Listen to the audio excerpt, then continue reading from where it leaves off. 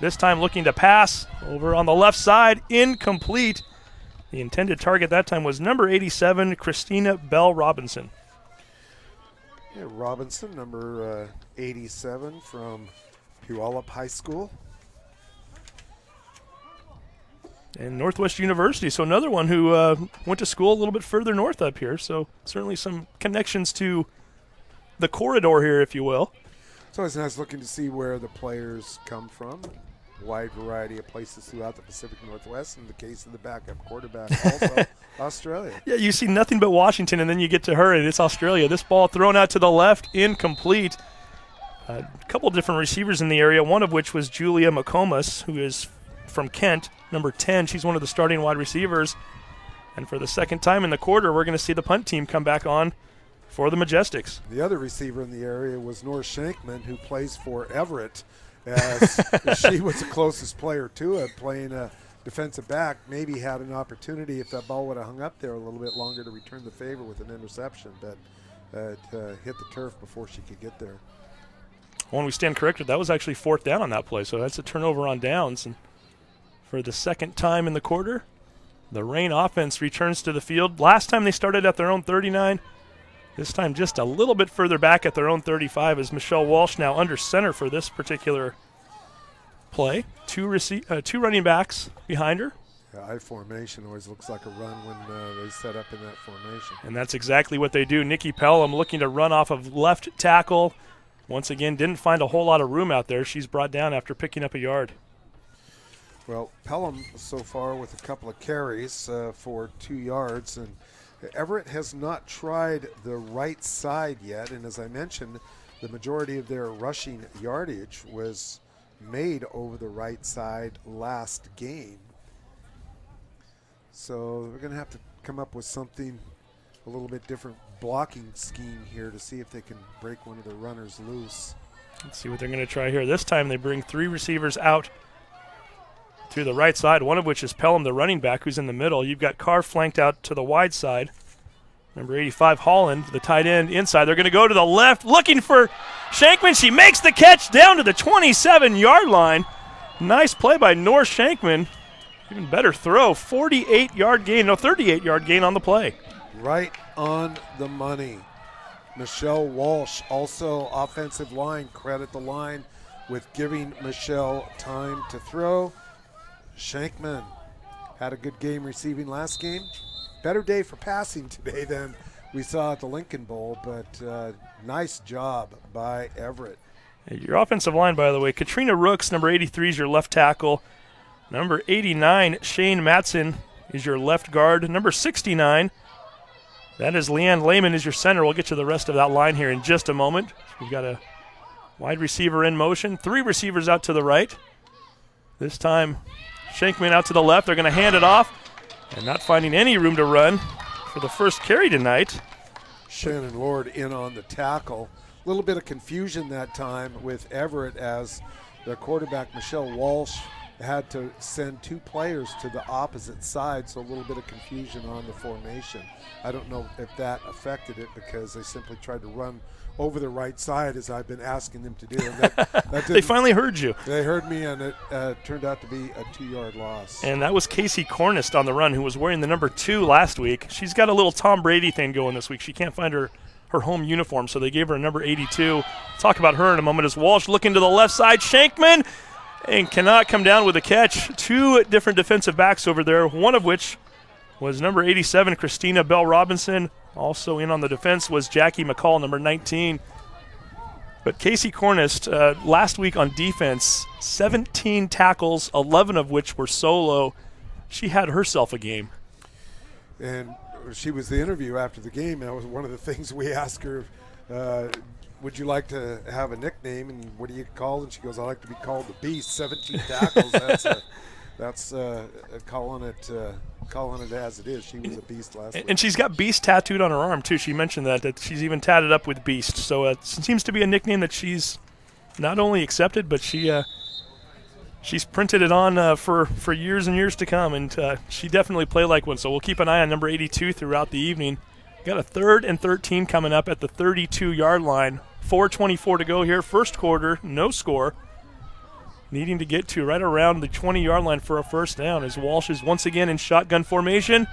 Trips out to the right. She rolls that way, looking downfield, pointing at her receivers, and finally throwing an incomplete pass as that was number 85, Shania Holland, her tight end. Would have been just a wee bit short, it looks like, but nonetheless, incomplete pass, and you're kind of in no man's land right now, Mike. Do you punt or do you go for it? Last week, they chose to go for it more often than not. I don't know. It's not an easy one, is it? I think I'd be inclined. Well, you got quite a ways to go. I might be inclined to punt, but again, if you get a good roll on it, the ball goes into the end zone, and then you only get 11 yards anyway, so you might as well go for it. What do you have to lose playing against the first-place team?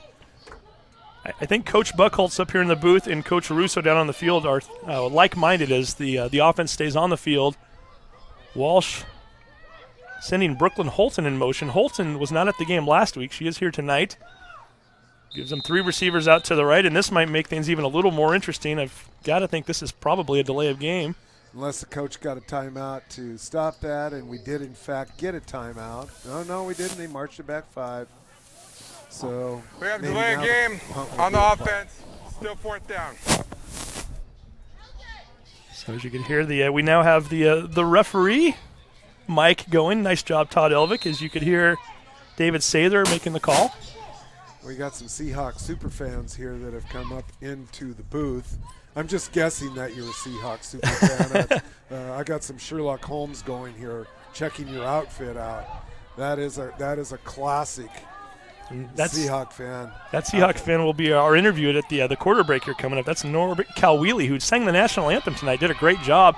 Throw deep down the right side. Holton cannot come up with it. Brooklyn Holton was the intended receiver. It looked as though, Mike, she wasn't even prepared to catch that one. I think she kind of looked up later, perhaps even lost it in the sun. She ended up running a post route and cut in towards the center, and the ball ended up behind her, so Everett's going to turn it over on downs. But I like the attempt. I mean, why not? Yeah, as you mentioned, what do you really have to lose at this point? If you turn the ball over on downs, they still have to go 64 yards for a score. Well, your defense has been playing outstanding, right? Well, and Everett's been throwing the ball down the field. You stretch the field a little bit, maybe with an opportunity later in the game as some of the defensive linemen for Seattle, maybe some fatigue will set in and you'll be able to run the ball a little bit more. So here comes the play. Williams running up the middle, getting behind her lineman, lunging forward, still pushing forward as she gets out to the 43-yard line. Give Williams a lot of credit, but certainly her line doing an outstanding job, getting a tremendous push there in the trenches and enabled her to get forward for a gain of 8. So Williams 3 carries so far for 21 yards. But I did see one of the linemen for Seattle who just ran ahead but didn't block anybody, got out there. And yeah, the shadow blocking, if you will. Sometimes it's all you need, right? If you've got just a little bit of a... That's true. We got to run up the middle again. Another fake on the fly sweep, and this time Everett waiting for it. And guess who? Well, that's number 22 this time. I saw the 2 and assumed that might be Casey Cornist. However, this time Sarah Cooper making the stop on the play. But I will tell you what, some of Casey Cornist and those hits last week seem to be rubbing off as Cooper got in on that play. And we also had that quarterback sack. Was that I was trying to think of who was on the sack. Made the sack earlier in the quarter. Yeah, those were a couple of really good hits. So we've got a 3rd and 1 as Williams was able to pick up 1 yard on the play. This time, shotgun formation coming up. Woods hands the ball off, and guess what? Nothing but black jerseys in front of her. She's not going anywhere, one of which was number 21, Nikki Pelham, and she had a couple friends help her as well. Yeah, Shania Holland in there as well, and someone else. So 3 players in gang tackling. Give credit to the Everett defense. They're hanging tough today. Another outstanding job. You had a 2nd and 2. You had a 3rd and 1. They were able to come up with 2 huge stops, the last of which was a 2-yard loss, and that's going to force the punt team to come out once again. And Coach McCarron very content to play the field position strategy as he's going to send McCall back onto the field. McCall this time getting off a very nice kick. Goes down to the 31. The ball is fumbled. Scramble for it. That was number 82, Nomi Retta, who came back, and it looked as though she might have gotten right in front of Amelia Carr on the play. And I thought Seattle jumped on it, but maybe not. No, in fact, they did. Retta was the one who not only dropped the ball initially, she also recovered it. So crisis averted, if you will, for the Reign. That would be a huge crisis. And, from the defensive point of view, when you play well and force a punt against a good team, and then you have to go right back out there because somebody made a critical error. But good hustle to recover the ball, and Everett's got the ball on their own 32. We didn't mention the right side of the line on the last possessions for Everett. It is number 30, Tammy Johnson is your right guard. Your right tackle is number 70, Julie Reynolds. Handoff going to the right side this time, and we called them just in time as they create a slight hole there. It looked momentarily like it might even be a little bit bigger, but it closed rather quickly. Nikki Pelham getting forward for what might have been 2 yards on the play. So we're now down to a minute 12 left in the opening quarter. No score here at Everett Memorial Stadium. Well, on the board, they just gave her that 1 yard. So far, Pelham has not really been able to find much running room there. A little bit of a surge, but Seattle doing a good job of closing up that gap. Yeah, you've got your strong linebacker is April Arnold, number 16. Your middle linebacker is number 21, Holly Custis. And then your weak side linebacker, number 4, Melissa Castor, who already has the big interception. Going to run it this time? No, they're going to fake the run, roll out to the left. Walsh is going to keep it, trying to get forward, and finally goes out of bounds at the 39. Well, they're going to maybe even give her the 40-yard line on that play. A gain of around 6 yards, and that's going to bring up a 3rd and 3. And I did a quick count. There were 9 players in that box on the defensive side there, really doing a good job to try to stuff the run. So nice job by Walsh to roll out away from danger out to 39-yard line. So she got pick up a 5. And we've got 17 seconds left here in the quarter. This might be the final play, depending on what happens. 2 running backs behind Walsh this time. Crucial 3rd down here. It'd be nice to pick up a 1st. Walsh throwing it out to the right. Incomplete. Was looking for Amelia Carr on that post. Overshot her. It's going to bring up a 4th and 4. Carr ran a little to the inside. The pass was a bit overthrown as Carr was a little more towards those hash marks, so it's going to be 4th down. I anticipate Everett to punt here. Yeah, 3 seconds to go here in the quarter. We will keep it here during the break as we do have a special guest with us, as we mentioned earlier. Representing the Seahawks fan club. You get the horn that just went off, so see if this play is going to happen or not now. That was somebody warming up the trombone. Norb Cowwheely will be joining us here momentarily. Pretty good crowd is filtered in here today. It's never, especially when you've got 2 teams that are within a 30-mile radius of each other. The Majestics, Seattle-based, but really they play their games in Kent. And unlike last week when we were down in Tacoma, these 2 teams a little bit closer together geographically. And a nice crowd on the west side of the field as we get another whistle here on 4th and 4. And I think Billy Russo might have just taken a timeout for the Reign. Yeah, Carr back to punt. Not exactly sure what happened, but you hate to have to take a timeout with 3 seconds to go in the quarter and 4th down. And Norb Cowwheely, we might as well bring him on now since we've only got 3 seconds to go here. We'll talk to him through the 3 seconds and the break. Is going to make sure that Todd Elvick's got his got the microphone on, and we're doing is this a Periscope? I'm live streaming to Facebook. Oh, hey, hello, speak. Facebook. Yeah. Norb Cowwheely. Hey, Everett Reign.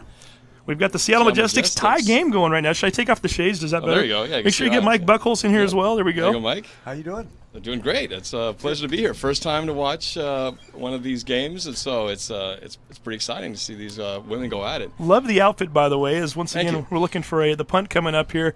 Norb, you are first of all outstanding job on the national anthem. Is that something you've done at games before? I haven't done it that much.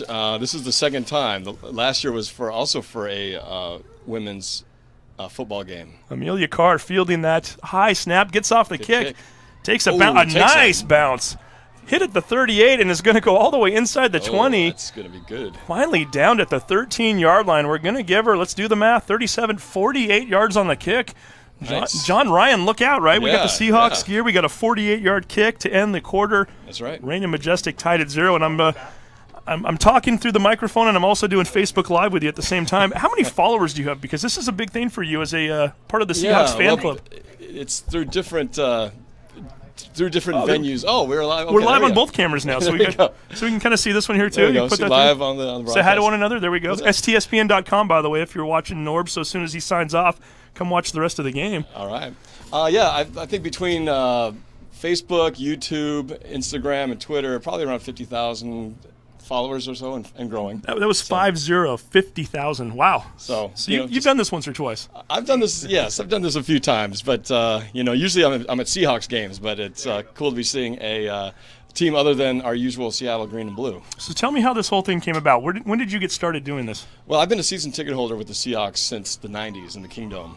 And then back in the year that we went to the Super Bowl, I was just videotaping. I was at the game where we came back from behind against the who was it? Was the it Tampa the Bay Buccaneers when we were down 20 points. Okay. And we came back to win that game in overtime. And I thought, just before we kicked that game-winning field goal, I thought, I got to record this epic moment. So I recorded it. We got the win. It was awesome. Then I decided, on a whim, just to post it onto Facebook and or put it on YouTube. And people were like, that was really cool. Can we get more game reactions? And so that's kind of where it all started. And it just grew from there. And now are we able to, Todd Elvick, are we getting the full attire here? Because this is very impressive. You got the lime green pants, the shoes, and we've got a nice catch over the middle down to the 28-yard line as number 86, Tesla Rainey, makes the catch. 86 is a beast out there. She's doing a nice job out there. I think this second catch of the game for her already, and you're doing a nice job as well. I'm loving this. The tie, the pants, the shoes, the hair.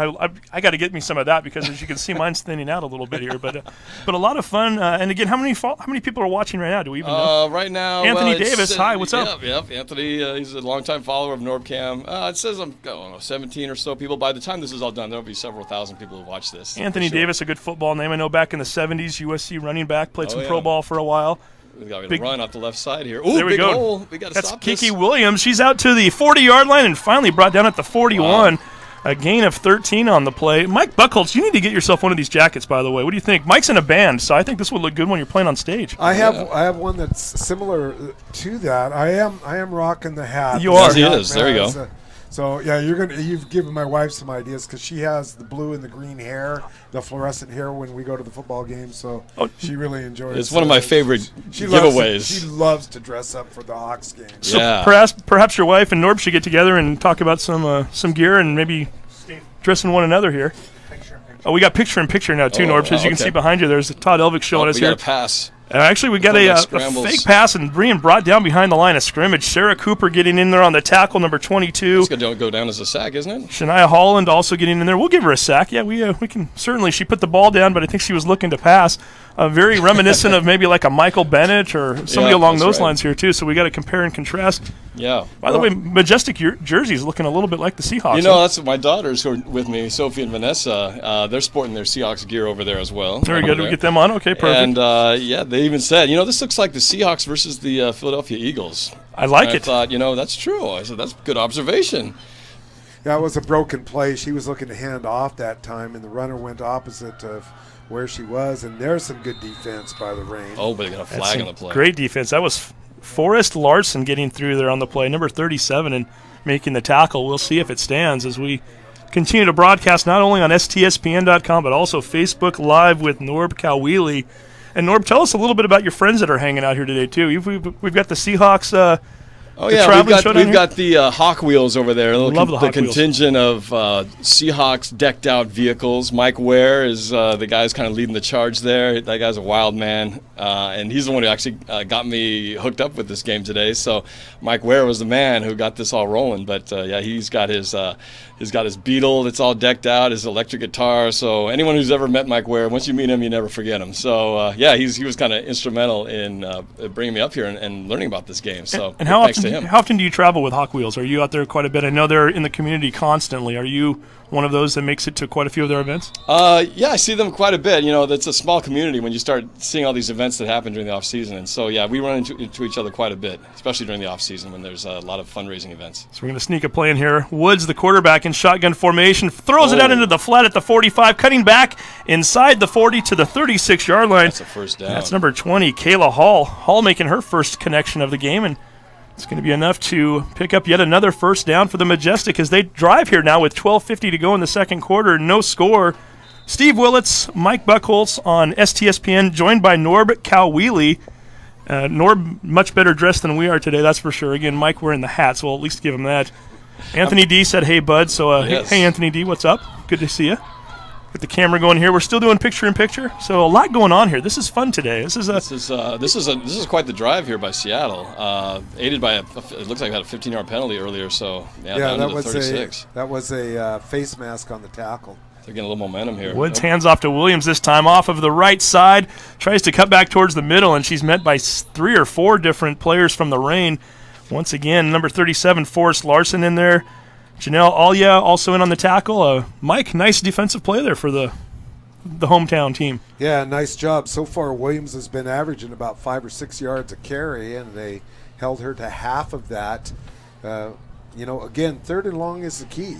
So if they can get another good defensive play here on 3rd down, they'll have to force Seattle into making a decision. So far, they've been punting the ball back. So we'll see what They've been kind of doing the bend but don't break kind of philosophy here. Kind of not too different from the Seahawks. Yeah, the Everett Rain last week, by the way, lost a 6-0 game, and the only touchdown of the game was with 64 seconds to go. So we're kind of getting used to this here. We'll see if they can hold them again. This time, Williams finding some open space out to the right, tries to cut it out towards the sideline. Finally pushed out of bounds. That was a nice tackle there by number 9. That's Brooklyn Holton. Holton, a 5th-year player, but missed the game last week and able to make the stop there. And we're going to bring up a 3rd and we'll call it. What are we going to call it here? Let's see where they're actually going to spot the ball. It was awfully close to the 28, and I'm noticing drizzle. I'm noticing water coming in front of us here. I don't know if that's or is that more like water coming off the roof? That's a good question. I don't know where the water would be coming from. It looks like blue skies out there. No, I think that was an illusion. Not a cloud out there. Maybe Anthony Davis can answer that one for us. He's still watching, right? Yeah. This is Washington. Numerous times the sun's raining or sun's shining and it's raining. So 3rd and 2. Another throw into the flat. Swing pass out to Williams. Williams is not going to make it. Brought down by Holton once again. Also coming over to help out on the play was Nomi Redda, number 82. We got to ask, we're up here broadcasting for the Rain. Are you a Majestics fan at this point, or who are you rooting for? It's got the word Seattle in there, right? Well, yeah, it does. But, this is all kind of Pacific Northwest now. So, I'm rooting for Everett here because, being pulled in to be an honorary captain, I can't be the captain of a team and not root for him. So I'm pulling for the Everett Rain, of course. When Billy Russo watches that later, he'll hear that. We've got a 4th and 2 coming up here. So on the 28, they're going for it. About a yard and a half, so we'll see what they can do here. Is once again Rachel Woods, shotgun formation, Kiki Williams behind her. This time she's going to throw over the middle. No, it's not throwing. It's out in the slant. That was number 9 making the catch. Adrian Wilson, who Mike talked about earlier. It looked as though she was going to go to number 20 at first. Hall, who was open over the middle, throws the slant, does a nice job of getting the completion. First down at the 21-yard line, Mike. Yeah, nice job of getting open, pass right on the market for about a 7-yard gain. So ball on the 21. That's Wilson's first catch. And Norb, for those of you who are watching with you right now, Facebook Live, again, after we're done here, go to STSPN.com. We'll have the entire game. Looks like it could be a good one here right now, too. 9:53 to go here, second quarter. Still no score. Fake. And then throwing down the field. Wide open in the corner. Touchdown. That's Nia Thomas on the play. 21-yard strike from the quarterback, Rachel Woods. And we've got our first points of the game with 9:47 to go in the second quarter. Go to STSPN.com right now. You can watch the replay. That's right. On Twitter as well as STS. It's Snow. Is it actually STSPN on the Twitter? I always forget. I tweet you all the time. But Snohomish Sports. So at Snohomish Sports, Todd Elvick, the 5-tool player, who is our producer, owner, everything else, and Todd's right back there. He's got a million things going on back here. The man behind the curtain. He is definitely the man behind the curtain. He's the wizard himself. So kick is good. Kick is good for 7-0 lead. The quarterback, Rachel Woods, faking the pass and pulling it back, and the receiver, Williams, running that stop and go, got herself open, Thomas, for a 21-yard touchdown pass. So you get scoring, you get a lot of action here. You're having a lot of fun with us. Oh, yeah, and that was a heck of a drive. How far did they go? They went 80-something yards on that drive? It started back there on the 13. Exactly. Look at you. You're like an encyclopedia of knowledge. When I go to the games at the Seahawks, I broadcast live reactions during the game. So I'm doing play-by-play of the game as it's going through. So that's kind of been where it started, and that's what it continues to be as far as what I do for my well, let our audience know then there. How, if they want to find you, can they find you? That's really easy. Just you can go to norbcam.com, and that'll take you to. And that's NORB? NORBCAM.com. Okay. And that'll take you to my YouTube channel where you can see all the videos I've done. I've been doing it, again, since the Super Bowl year. So coming on my 4th year of doing this crazy fan video stuff, but I love it. I do video production as my regular business. So this just became kind of a side thing that I didn't plan on. It just sort of happened once that Super Bowl year came around. I did go to the Super Bowl that year and the following one. Now, when you're shooting the videos, though, are you able to get any of the action behind you? Because I've got to think there's copyright infringements and everything else, right? Ball is initially dropped here at the 32 and finally picked up, looking to find the corner to the 40 and finally pushed out at the 43-yard line. Nice return. It's number 82, Nomi Retta, picking up 11. Yes, no, I actually had an issue because I was actually kind of picture-in-picture showing the game broadcast with my play-by-play, and the NFL came down on me like an anvil on YouTube. I almost lost my channel as a result. Oh, wow. So now my reactions are just my reactions in the stands, because I know the copyright rules now. So that's it. And I thought, well, maybe people aren't going to watch it anymore after I had to take the plays out. But people still, for some reason, can tolerate looking at my face for an entire game, believe it or not. And the hair, too. But when you have they're not looking at your face. It's the hair. Yeah, it's the hair. And the gear, too. Yeah, and the headband. We didn't notice you had a face when you first came up here with so much else on. But I know, the green kind of overshadows it. And when you have 50,000 followers, you really don't want that YouTube channel to be shut down, do you? It's not a good thing. It was a scary moment, but yeah, luckily it kept it going. It's what we call bad business if it does go away. So once again, the Reign back out on offense. You've got Buckmiller playing fullback. It looks like Pelham back at the tailback spot. I formation. Walsh under center this time. Fakes the handoff pitch, and then finally gives it to Buckmiller, and nowhere to go really on that play. Number 22, that's Kase Tukoto making the tackle. Big interior lineman for the Seattle Reign right there. And perhaps if Tukoto, after the season, if she's got some free time, maybe the Seahawks can use her up there. You run stuffer down the middle. Yeah, very very solid up the middle. And I like the play call. I like the execution. It was a nice fake. Try to get something going with the fullback, but Seattle just having nothing to do with that stuffing up the middle, and so Everett's going to have to come up with something a little different here. And Norb, we're not worried about copy infringement. If you want to turn this 180 degrees here, at least to get one play in to show your audience what's going on. Todd Ilvik, he won't care about the competition there. Looking at my face? No, I would be too. And, of course, as soon as we flip it around, the penalty flag gets thrown. And you can see we're broadcasting through a little bit of a dirty window up here. Yeah, the camera seems to want to focus more on the dirt than it does the game. Yeah, that's technology for you. Our eyes do as well. So it will be pushed back 5 yards, and that's going to bring up a 2nd and 17 for the Reign with 8:47 to go here in the second quarter. And we saw this last game, whenever the Reign would get something going, they would make a mistake like this. Somebody moved on the line and marched back 5 additional yards. And anytime you're going to make a mistake against Seattle, it's going to compound it, and they're going to make you pay. Okay, we've got Shankman out to the left, Carr out to the right, 2 running backs behind Walsh. Walsh looking to throw. She's looking to the left, finally throws it into the flat. Oh. Incomplete, and for a minute there I had to gasp because number 21 on the defensive side of things, that's Holly Custis. It looked as though she might have had a beat on that ball, and if it had been thrown a little bit behind the intended receiver, which was Alyssa Allen, that ball might have been going the other way. It looked almost like that interception happened on the other side going the other way. Interception on the left flat there that Seattle got earlier in the game, but dodged the bullet. But there's a flag on the play. We've had a few of those here so far. Secondary. And since we're on with Norb, we got to make sure we give our officials a shout out here on your channel as well. So David Sather, he's our referee. Omar Cordall is our umpire. Brian Clute is our linesman. Bob Zamora, our line judge. James Leach, our back judge. STSPN.com. Got to keep giving the plug, don't we, Norb? That's right. And NorbCam.com. NorbCam.com. Your folks already know it's NorbCam. True, but ours do not. Hey, those folks over there. NORBCAM.com. Check it out. But Wait till after the game, would you, if you could? Right. That nullified 10-yard gain, and that got back some of the penalty yardage. Oh, my goodness. And giving back the yardage right there again. And guess who? That big interior lineman for the Seattle Reign again. Takudo, once again, getting the tackle. I believe that might have been Pelham on the carry, was it not? Let's see who it was. It's going to bring up a 3rd and 9 coming up for the Reign. And we're looking at 8:20 to go here. Second quarter. Beautiful night. Everett Memorial Stadium. Gorgeous night. It finally feels like spring. It's feeling great. And if you're in the area, you still got time. Get on over here, right? A lot of football left. It's inexpensive. It's a great entertainment for the family. Very affordable, and people need to get out and check out these games. These ladies can play, by the way. Yeah, there's some hitting out there going on and some pretty good skills. Okay, Norb Cowiely, you watch a lot of football. What's the offensive call here? You've got 2 receivers spread out to the left. Looks like a trips left, single. Actually got 3, right? Right, and then single set back and shotgun formation. Snap. She drops her back, 2-step drop. She rolls to the left. Oh, she drops Walsh the ball. Fumbled the football.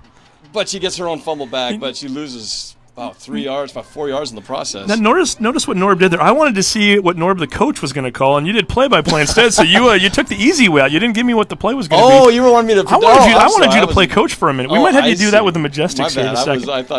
I went into. I want to see if you're. I want to see if you're an X's and O's guy. We've got Coach Buckholtz over here, who's a real coach. We both lost our jobs right on the one play. You give him the mic. Coach Buckholtz, who has coached everything pretty much but football, so but he knows the game very well as well. I've actually coached a little bit of football too, so it didn't work out so well. But it wasn't really my idea. Well, I can tell you the play here. I think they're going to punt. Very good. Yeah. Is that a good prediction of what's going to happen here? 4th and 14. And then we got a flag on the play. Already, and delay a game as they're already signaling it. So 4th and 19. 4th and 19. Wow, they're going the wrong direction here. And as they did the last couple plays there as well. So Norb, what's the rest of the night like for you? Are you going to stick around and watch the game with your daughters? What are you going to? I'm going to stay for a little bit longer. My girls are getting pretty hungry, so I might hit the hot dog stand over there. And we got big Easter Sunday tomorrow, so going to be the Big Dogs. Big Dog, who's also a Snohomish County guy, right? So Big Dog hot dogs over there. So stop by the food truck. See if you're not here at the game, you're in the Everett area, get on out here. You can still get a hot dog. Come say hi to Norb. He's easy to find. You won't miss him. He's all Seahawked up. It's pretty loud. Amelia Carr back on punt. A rainbow snap. It's a kick off the side of her foot, but does take the nice roll. Picks up an extra, we'll call it 15 yards. It bounced at the 45 and went all the way down to the 30. And with 6:37 to go here in the second quarter, the Majestics backed up a bit for their second possession of the quarter. Norb, I'm going to let you get back down to the field here in a minute, but this is fun, man. I appreciate you coming up here. Thanks for having me up here. Can I do one of those shameless plugs? Please do, absolutely. I'm going to give you just a little information. One of the things I'll hold the mic for you here, too. If you don't mind. We're multi-talented up here. We don't mind playing. One thing I'm very proud of is being able to reach such an audience that we do. One thing that I do with we started a foundation called 12s Helping 12s. Okay. And we've had it for a couple of years. Me and Mark Collins, who's another big fan. So what we do during the season and the off season, we have fundraising events where we raise money for different charitable events to help 12s. It's 12s Helping 12s, as I said. So we have this event called Hawkfest coming up. It's on Sunday, June 4th at the Ballard Elks, and it's a big fan event. I'll let you call this play. Oh, sure. As Nikki Williams takes the handoff, or Kiki Williams rather, and gets brought down about 2 yards behind the line of scrimmage. A few different defenders getting in there, one of which was Allen, number 7. And please tell us more about this event. So it's fun. There's activities for the kids, games, bouncy toys, putt golf. They've also got we got auction items, raffles, things like that, food. And I'm going to be up there with Mark playing. We have a live band that we're going to be doing that day, so I'm going to be up on the mic singing some different tunes and stuff. So that's going to be a lot of fun. And but all of it goes to raise money to help for charity. So we got 4 receivers set over the middle. Ball is complete. And breaking through to the 45 and cross midfield. That's number 87 on the play, Christina Bell Robinson. And if your band and your event have as much success as Robinson did on that play, it's going to be a big night. Yeah. And if you need another band, Buckholtz here. Mike, what's your band's name, by the way? It's called Bakula. Bakula. We got a huge YouTube channel audience out here, so we're going to promote you while we're at it here too. So, and again, we need all the promotion we can get. So again, this is June 4th, June 4th Sunday, yes. 1 p.m. to 5 p.m. at the Ballard Elks.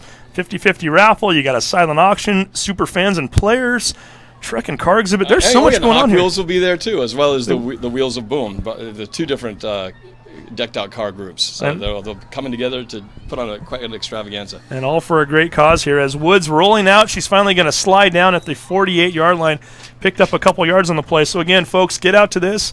And I can keep this, right? We'll tweet this out later as well, so we'll get more information out there. But Norba, what a fun time! I appreciate you coming up. Fun for me too. And I think I can speak for everybody up here. We're all Seahawks fans, right? Todd Elvick, give me a thumbs up. Sure. There we go. Mike Buckholtz here. We already know he is. He's wearing the hat, and so we'll keep looking for you not only at some of the other events that the crew goes on, but hopefully June 4th we'll get out there and support you as well and have a good time with it. All right. Well, thanks for having me on. This was a lot of fun. Appreciate it. Norb Cowley, thanks, and see you later Facebook Live. Again, STSPN.com. Go watch the end of this game if you get a chance. Yes, it's a good one. Ball thrown across the middle is Robinson once again on a very similar play to the last one. Gets out to the 35-yard line. And now with 4:30 to go here in the second quarter, Majestics looking to potentially go up by a 2-score lead before the half, and they are driving right now at the 35. Norb Cowley, we're shaking hands right now. Bye to his daughters. And daughters' names are once again? Sophie and Vanessa. Sophie and Vanessa. So thank you for coming up. And we should mention, Mike, they're also decked out in Seahawk gear, very much similar to Dad. Yeah, great. Nice meeting, everybody. 14-yard gain that time by Robinson, another first down for the Seattle Majestics on the move. Whoa, we got Rachel Woods and putting the mic back outside. I almost put your glasses out there, too. Completion down to the 25-yard line. That's Tesla Rainey making the catch on the play. We'll bring that mic back in until Todd Elvick gets out. So as we could hear through the mic there as we put it out the window, it's loud out there, which means we got some fans here tonight. Not for us, but for the game. Another 12-yard pickup, and Rachel Woods is starting to pick apart the defense. She's getting some time to pass, and the receivers are getting open. Everett defense been out on the field a long time here in the first half. Did a nice job, but they're starting to wear down. Finding some soft spots across the middle, too. It's the last 3 completions really been in the same spot. This ball is snapped past the quarterback. Williams very quickly gets over there. Falls on it at the 35-yard line. First thing that's really gone wrong for the Majestics here offensively in the second quarter, and that's going to lose them 6 yards on the play. Actually, that's a much it's more like 10. Oh, they did mark it. Okay, I was looking at the 29. You're absolutely right. It is a 10-yard loss. Wishful thinking for the Majestics. They would have taken a 6-yard loss on that play. It's going to bring up a 2nd and 20 with 2:55 left here in the first half. Clock continues to tick. Majestics with the 7-0 lead and with momentum as they have the ball on the Reign 35-yard line. And that is a break for Everett, so let's see if they can capitalize here. Woods over the middle. This one is almost picked off as Amelia Carr from her safety position stepped up and pounds the ground as she comes back up. As I think she's recognizing the fact that she had a nice opportunity there, just couldn't quite make the catch from her knees. Opportunity for her to get the turnover, just could not quite get there. Just a quick check. You said Casey Cornish had a number change? She was number 2 last week. She's number 82 tonight. 82. Apparently the reason for the change, she could not find her home jersey. And what's Nomi Reda? What is her number? Is she still 87? She is number... Oh, you know what? Reda, you're absolutely right. And a couple of times we've called Reda. We were so used to Cornish wearing the number 2 last week. I think we've pretty much mentioned Reda on a handful of occasions wearing that number 82, and she is not. Okay. I'll adjust my stats here as we get going. So if you go back and watch the game later, Reda is Cornish, and this time, very reminiscent of the last play, Carr almost coming up with a pick, and this one really was give her more credit than that last one. The last one was almost a gift thrown right to her.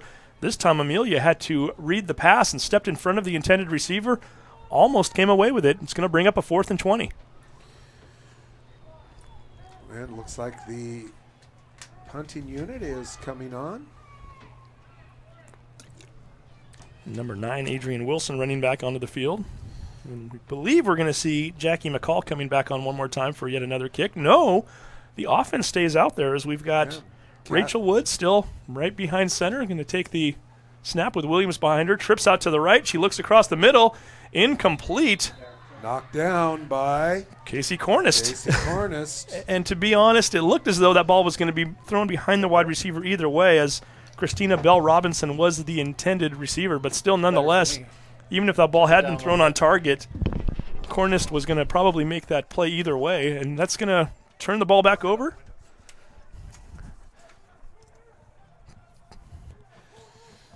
To the Reign. So, Reign again doing a good job on the defensive end. Got some help with the bad snap that led to a 10-yard loss, but let's see if the Reign can capitalize. 2:26 to go. They do have enough time to drive down the field. They're going to need a couple of big plays here, but Walsh has been throwing the ball down the field and gotten some completions. So saw a big one to Shankman earlier. You mentioned last week Carr was a nice target at times. Going to throw this one to the right side, and this time they hit Holland, the tight end. She makes the connection at the 47-yard line, a gain of 12, and it's going to move the chains for yet another first down. So Michelle Walsh, that is her 7th pass. One was waved off because of a penalty, and she's got 2 completions so far, one of 38 yards and one of 12. She completed 9 passes last week, so almost matching that total already. So we've got 2:06 showing on the clock. Time is ticking. The Everett Reign trailing the Seattle Majestics 7-0. However, they do have the ball. 1st and 10 at the 47-yard line. Walsh looking over to the left side, throws it into the flat, incomplete. Once again, Holland the intended target. Probably better that she skipped that one. I'm not sure Holland was going to pick up any yards on that play, and also stops the clock with 1:53 to go. Seattle playing a single safety and generally keeping 9 players defensively in the block, and so, or in the box, I should say, up on the line of scrimmage to help stuff the runs, and it also makes it quite difficult to throw those slant patterns across the middle. Last week we saw where the middle was open for some of those slants, and this is forcing Walsh to actually throw the ball down the field. Trips out to the left. It is Shankman, Pelham, and Holland. They're going to throw it. Little screen pass out to Shankman, and waiting for it, staying at home, was Christina Bell Robinson. Pass was completed. That's not the good news, though. They lose 3 on the play, and more importantly for the Majestics, the clock continues to tick now with 1:37 to go. And, in fact, the Majestics recognizing that, they're going to use a timeout, hoping they can perhaps force the Reign into a punt and maybe bring their offense back on. Everett ran that inside screen with some success last week, but obviously Seattle just sussed it out, took the time out here to stop the clock to have some time at the end of the half. And we're going to take a quick break. When we come back, we will see what they do on 3rd and 13. You are watching STSPN.com.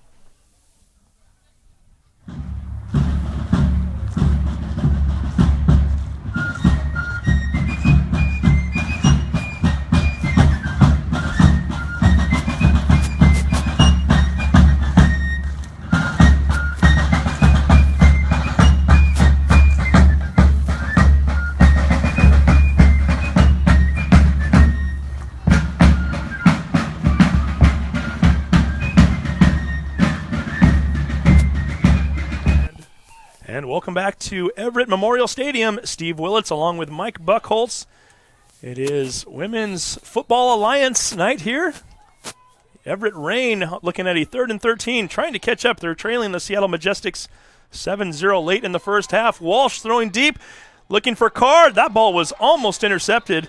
Nice job by the defender. That was CeCe Hook stepping in and making the break up there. Going to bring up a 4th and 13, Mike, and also stops the clock, so just what the Majestics were hoping for when they called that timeout. Well, Seattle really is forcing Everett to do that. One-on-one coverage over there. Hook's doing a good job, looking a little bit like Richard Sherman. She got called for the penalty early on. A lot of contact over there. The officials not calling that, and not a lot of contact on that particular play, but Hook's doing a good job handling Carr one-on-one over there. Amelia Carr back to punt. The last couple of punts for Carr have been, we've had some bad snaps, and as soon as I say that, there's another one. Carr just has to jump on it. And that ball's going to go all the way back to the 27-yard line. Plenty of time left for the Majestics. 1:25 to go in the half. And again, when Coach McCarron called that timeout on third down, this was the ideal situation he was hoping for, and the Majestic offense in great field position here to end the second half. And that was a 20-yard loss on that play. Number 18 hobbling off for the Seattle squad. That's Nicole Phelan. Or Phelan. That's Feline, I've been told. So, and Nikki Feline, she's 5'8" from Renton, Washington, a student from Washington State University, and a defensive end for the Majestics, and one of their key players. So they'll certainly hope that Feline's not too badly hurt. We'll see if she comes back in here in a little bit. Looks as though they might even be working on her foot or her ankle there on the sideline. Keep you posted on that. Rachel Woods, shotgun formation, rolls out, keeps the ball, finally just throws it away, or does she?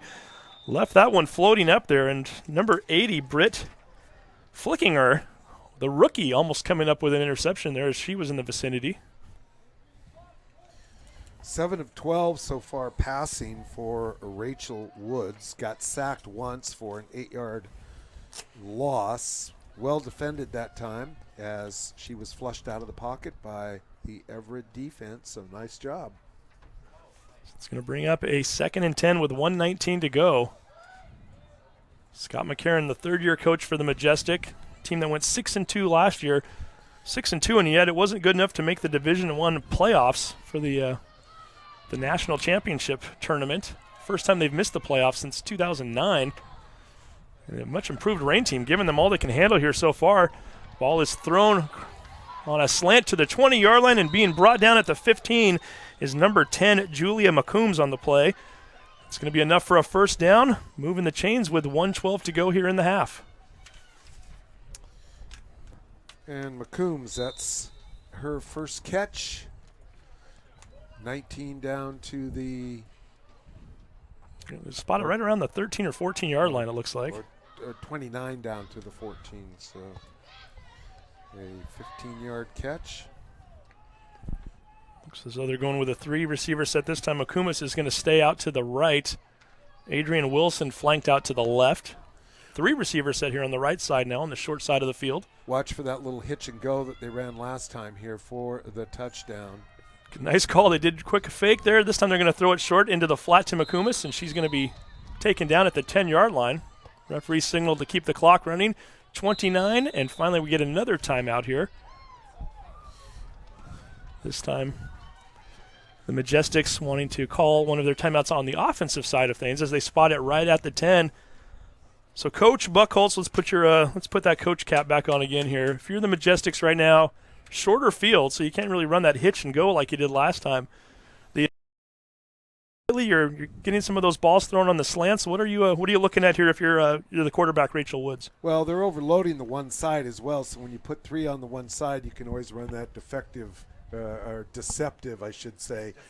It's defective and deceptive pick play, where you run one of the inside receivers to the outside, run your outside receiver in, and see if you can rub them off on the defender, and then the middle is wide open. So that's certainly one thing that they can take a look at. I think if the Majestics are hoping to be deceptive, I think the Reign are hoping it's defective. So we'll see which one of them gets their wish here. Well, I'd like to see the Reign be able to step in front of one of those flat passes, but the receivers are getting an awful lot of separation. And now looking at this, you have one of the Seattle receivers out there, Adrian Wilson, one-on-one on the left side. And they look to the right side, finally throwing it back across the middle, completing it to Williams. Williams, the running back, coming out of the backfield, gets down to the 3-yard line, and she's finally dragged down by Forrest Larson. Clock is running. They're out of timeouts, apparently. 19 seconds to go, and yep, in fact, they are out of timeouts as we see it up on the board. Clock has been stopped at 19, though. They finally started again, and she's going to spike the ball. That's Rachel Woods throwing it down to the turf. And that will give them 15 seconds to work with here from the 3-yard line. Well, they did not run that, what I meant to say, deceptive rub play, but they did get their players in the crossing pattern going across. I thought they might look left with that one-on-one coverage, but a lot of receivers in the pattern out there. Williams very quick and can get the separation, get open. Hard to say if Williams was one of the 2 or 3 top options on that play, too. Woods initially looking like she wanted to go right. Finally, as the pressure was coming in there, she just happened to see Williams cut across the middle. And this time, Coach Russo and the Reign want to talk about it, as they must have seen something they didn't like in the formation, something that concerned them just enough to where he said, hey, I need to have a little huddle with my team. So we'll keep it here during the break. But again, big play coming up for the Reign. They're trying to stay in this game. Points have been tough to come by, and you really don't want to go into the half down by 2 touchdowns. And their backs are really against the wall now, and I think Seattle out of timeouts. If they're out of timeouts, then they're going to be forced to pass. But with that happening, if it's incomplete, then it stops the clock. So they'll get a couple of opportunities here. So somebody in the defensive secondary is going to have to make a play there. And we've had a couple of players putting some pressure on the quarterback. So are we looking for a potential, do I hesitate to say it, a Super Bowl 49 type of a play here down at the goal line where Malcolm Butler steps in between, like a Ricardo Lockett type of a situation? We do have 2 receivers out to each side, and as you mentioned, pistol formation with the runner in the back. Yeah, they're out of timeouts. Throw it into the flat behind Williams, but it was a forward pass as Woods is thrown down violently onto the turf. It looked as though Buckmiller got back there and forced Larson in on the play, and Buckmiller helping out. So that's a nice job. And like I said, pressure on the quarterback always is a good thing. 9 seconds to go. That play only ate up 6. So you've got to think that more than likely, unless they're going to bring out the field goal team already. I'm a little bit surprised, Mike. It's 3rd down. A quick slant, something into the flat. You really had plenty of time to get off another play, but apparently Coach McCarron would be very content with a 10-point lead. Kick is up. Castor, good kick. And Melissa Castor, who has an interception this half, also has an extra point kick earlier, gets the field goal. And with 3 seconds remaining, the Majestic go up 10-0. Well done. Not wanting to chance if you throw a completed pass and it's not in the end zone. If the tackle is made, then you got an opportunity there to put the points on the board, so go ahead and take the points. Do you play that differently if you're in a shootout type of a game? If this game was 28-21 right now and it looks like you're going to have a whole barrage of points coming throughout the next 30 minutes as well, do you play that one differently than you do in a game where it's very tight defensively and points are at a premium? They're not easy to come by, and 10-0 almost feels like an insurmountable total to come back from? Well, yes. The answer is the other team's unable to score. So if Everett's having a tough time scoring, you can get that second score, go ahead and take the points. There's no reason to chance a mistake being made. I like it the players on the sideline are yelling, kickoff, get out there in the kickoff. Players don't understand that they're on the kickoff team. A couple of extra ran out there and 1 ran back. So, in doing a quick count, they in fact do have 11 for the Majestic on the field now as the sun starts to set directly behind the West Grandstand. Congratulating themselves over that 3 points, not realizing that not paying attention that you're on the kickoff team. So. Not only 3 points, but there's 3 seconds left. I think some of them might have thought it was the end of the half. Shankman fields it at the 25-yard line. This is the final play of the first half, and she's finally brought down at the 43-yard line. And we go to the break with the Seattle Majestics leading the Everett Reign 10-0. We're going to take a quick break right now. When we come back, we will get you caught up on all the action that happened in the first half, get you ready for another half of action. This game, it's a good one so far. Again, the Seattle Majestics 10, the Everett Reign 0. You are watching STSPN.com.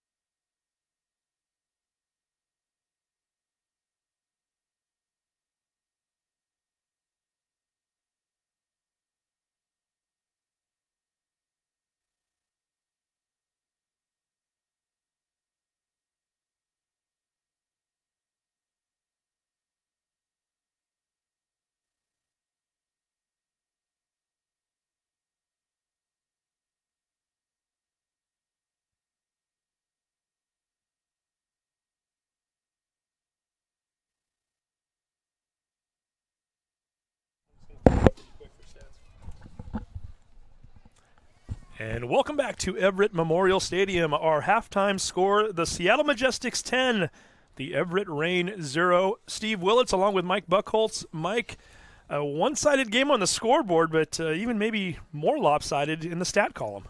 When you take a look at the stats, I would actually say that Everett is fortunate just to be down 10-0, but I think you have to credit the Everett defense, who has spent most of the game on the defensive end. So looking at the Majestics rushing yardage, a total of 42 yards, all of that credited to Kiki Williams, who has 8 carries and 42 yards. The quarterback, Rachel Woods, has 1 carry for no gain. Rachel Woods passing 15 attempts, 119 yards. She has completed, and here you go, I told you I was ready, and I didn't total up the completions. There's 3, 4, 5, 6, 7, 8, 9, 10 completions. She was sacked once for 8 yards, so 10 completions in 15 attempts. Has spread the receiving out a lot. Williams 1 catch for 9 yards. Tesla Rennie doing a lot of the damage with 45 yards. And Crispell Robinson 2 catches for 40 yards as well. For Everett, tough time making any headway. -5 yards rushing. And then when you tack on the 20-yard loss with the bad snap On the punt. So 25 -25 total yards there. 47 yards passing. Michelle Walsh 3 for 9, 1 interception. Shankman with a 38-yard catch, and then 1 for -3 on the inside screen. And Shania Holland with a 12-yard catch, and that is it. Our scoring for the first half, everything happening in the second quarter with 9:47 remaining. Nahea Thomas catching a 21-yard pass. That was thrown by our quarterback, Rachel Woods. And then rounding out the scoring with 3 seconds to go in the second quarter, Melissa Castor with a 20-yard field goal. And that is where we stand. Speaking of Melissa Castor, here she is with the kickoff to get play underway in the third quarter of action. Brooklyn Holton taking the kickoff at the 35, started to the right, cut it back to the left, and is able to get all the way to midfield. The ball is fumbled onto the ground. I cannot tell, Mike, from here. We're on the far side of the field, but it looks as though the Reign not only recovered it, but they gained a little yardage on the play, and I think Holton was able to recover her own fumble. A little bit like a rugby play there, where she fumbled the ball and got it back, and then several players from both teams piled into a scrum and moved it ahead another 10 yards. Yeah, so if you give Holton the full return yardage there on the fumble and the initial return, she gets 25 net. That one, it brings it out to the 40-yard line of the Majestics, and the Reign down by 10. As we mentioned, they go into the double-digit deficit for the first time all season on that second-to-last play, I should say, technically, of the first half. Need to get something going here. Michelle Walsh under center. See what they can do here on the first play from scrimmage in the second half. And Pelham looking for room, picking up 2, maybe almost. Well, they're going to spot it back at the 38.5-yard line. We'll give her a 1.5 yards on the play. And, Mike, I was about to say that it looked like Pelham might have found her most daylight of the game thus far, but it closed rather quickly.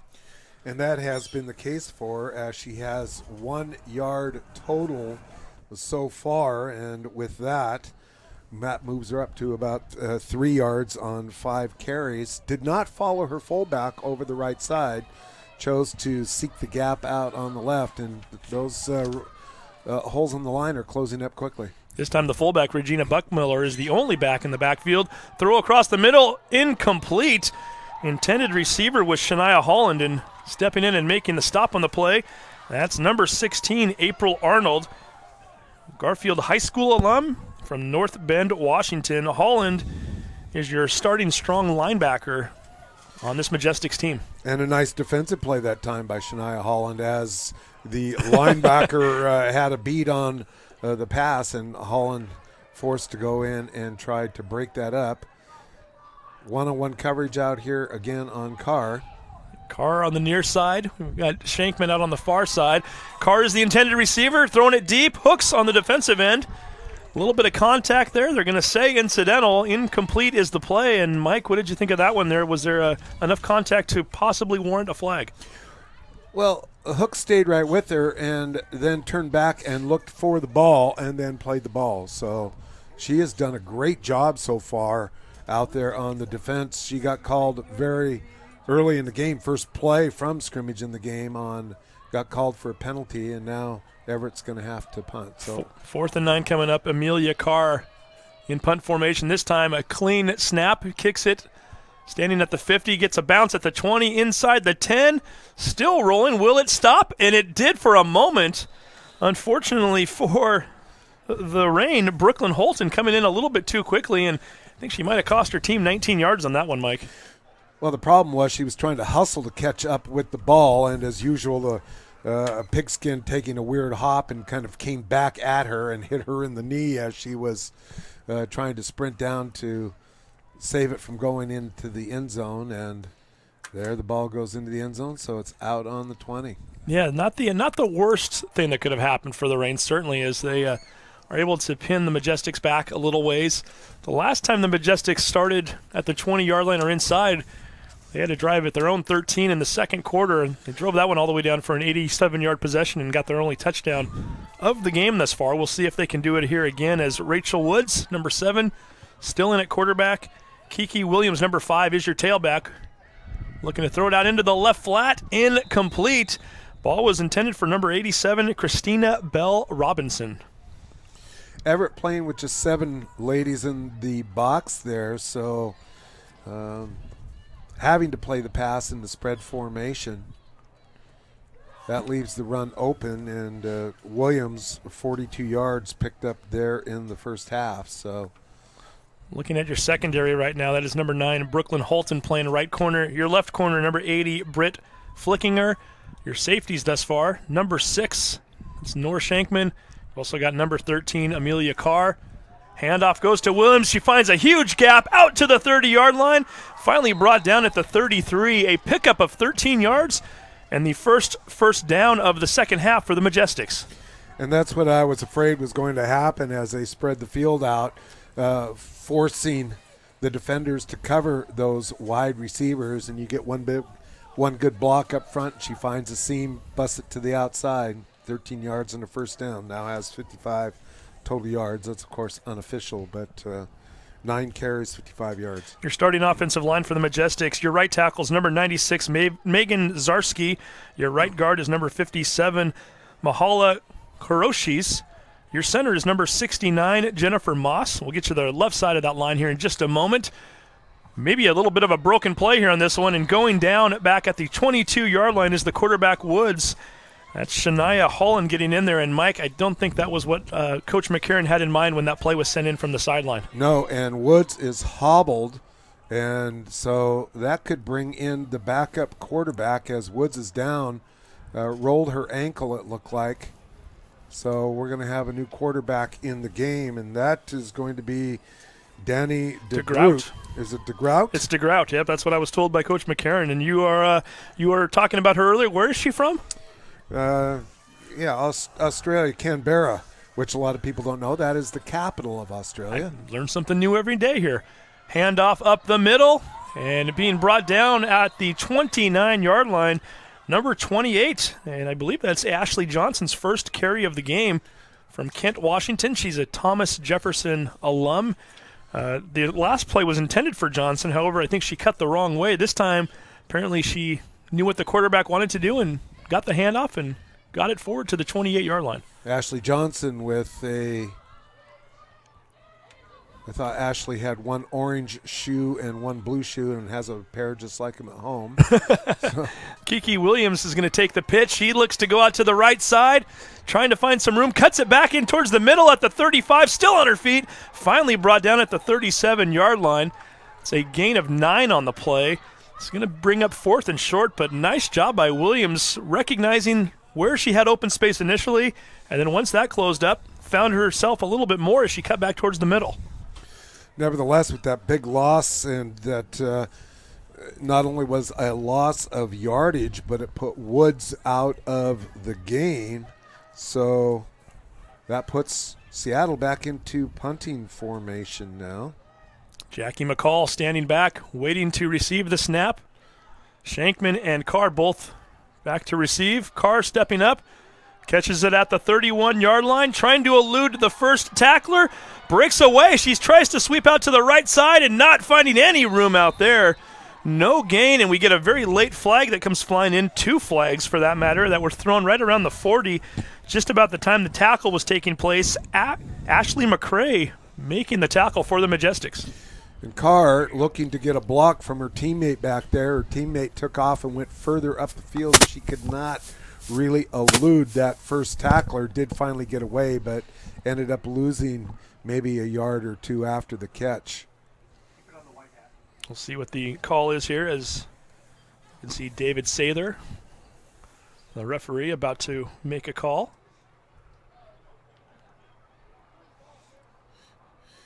As we wait anxiously with the dead airspace. Still having a little conference there. I thought he was ready to go, but now we've got a couple of the other officials coming over, one of which... So was it from the catch or was it from the tackle? So he's indicating that the catch was on the...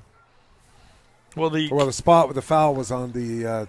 We have a block in the back on the return team. We're going 10 yards from the end of the run. First down. Yeah, it's not a spot foul when it's further down the field. The foul itself happened around the 40-yard line, which was about 9 yards away from where the tackle was made. So they'll just add on 10 more yards of lost yardage for the Reign from where the tackle took place. It's going to give them their second possession here of the third quarter at their own 21-yard line. 10:48 to go here in the quarter. And ball on the right hash, and we had that running formation again. Just 3 down linemen for Seattle. Stephanie Howard now playing tailback, getting her first carry of the game, and she's not finding much room either. Big number 22, Cassie Takoto, once again getting in and making another huge stop. Yeah, Howard looking, trying to pick her way through, and all she ended up with was the big hit. Takoto having herself one heck of a game. They're playing the nose tackle position. We've mentioned it earlier. She, along with number 56, Shannon Lord, taking up a lot of space in that middle. You got number 44 in there right now as well. That's Alicia Eldon. She's from Kirkland High School. And she's a graduate of Inglemoor, which is where Billy Russo, the coach for the Reign, is going to be coaching the boys next year on the offensive side of things. And that pass is picked off. Again, contact, except for, I believe, Hooks is out of bounds on that play, trying to take advantage to the short side of the field on that one-on-one matchup, and that's just not working for the Reign. Give Cece Hooks a lot of credit there. That ball was going to be incomplete either way. Hooks knew that she was starting to travel out of bounds as she was airborne, tried to get that 1 foot down, almost as though she was trying to scrape the toes along the line there. Couldn't quite keep herself in bounds, but nonetheless made a catch, and heck of a defensive play for number 11. Yeah, and Everett more or less has to pick their poison up front with the blocking. You have those 2 big young ladies up there taking up space, so tough to double team them both with letting the extra linebackers roam free. Michelle Walsh, shotgun, looking, finally trying to run up the middle, picks up a yard, maybe 2, but big number 22 comes in to make the stop. It's going to bring up a 4th and 8, and once again, Cassie Takoto making another play. And no gain. The concept almost looked like it was going to be open, that quarterback draw type of look, even though it wasn't planned that way. It was, I'm back to pass, and then I'm going to try to run it out of there. But number 22, Takutau, is that how you say her name? It's close enough. I think I've pronounced it about 4 different ways now, and I'm sure none of them are right. But Takauto is what we're going with right now. It's Takauto. Well, she's definitely shown some quicks. Yeah, from Lincoln High School down in Tacoma. And we're going to get Amelia Carr on to punt. Standing back at her own 10-yard line. 8:56 to go here. Another high snap. Yeah, rainbow snap. We get a flag down. The ball's going to bounce at the 45, and once again takes a nice rain bounce. Helps to play on the artificial surface sometimes. And finally, just falling on the football at the 36-yard line, Nahea Thomas, who has the only touchdown of the game so far. So we will give a, 28 Plus, we'll go 14. We will call that a 42-yard kick for Carr. Yeah, and that's going to be wiped out as there's a procedure penalty on that. Someone moved on the line, so it looks like we're going to bring it back and kick it over again. Mentioned earlier, too, we started to name the offensive linemen for the Majestics, and we stopped at the left side. So we'll give them their shout-out, too. The left guard is number 56, Shannon Lord. Your left tackle is number 60, Malia Pome. And they've been doing a fabulous job tonight so far, not only blocking for Williams when she runs, but also for Woods when she drops back to pass, giving her team ample time and making some big plays along the way. 45 yards in penalties for the Rain tonight. Amongst other things, right? Yeah. The last thing you want to do is not help yourself there on the penalty front, that's for sure, especially when yards are hard to come by. And once again, we get a little bit of a floater snap back to Carr. She just gets it off. Nice kick this time as it bounces at the 42-yard line. Doesn't quite get the same bounce she wanted, or it got last time. In fact, it bounces backwards.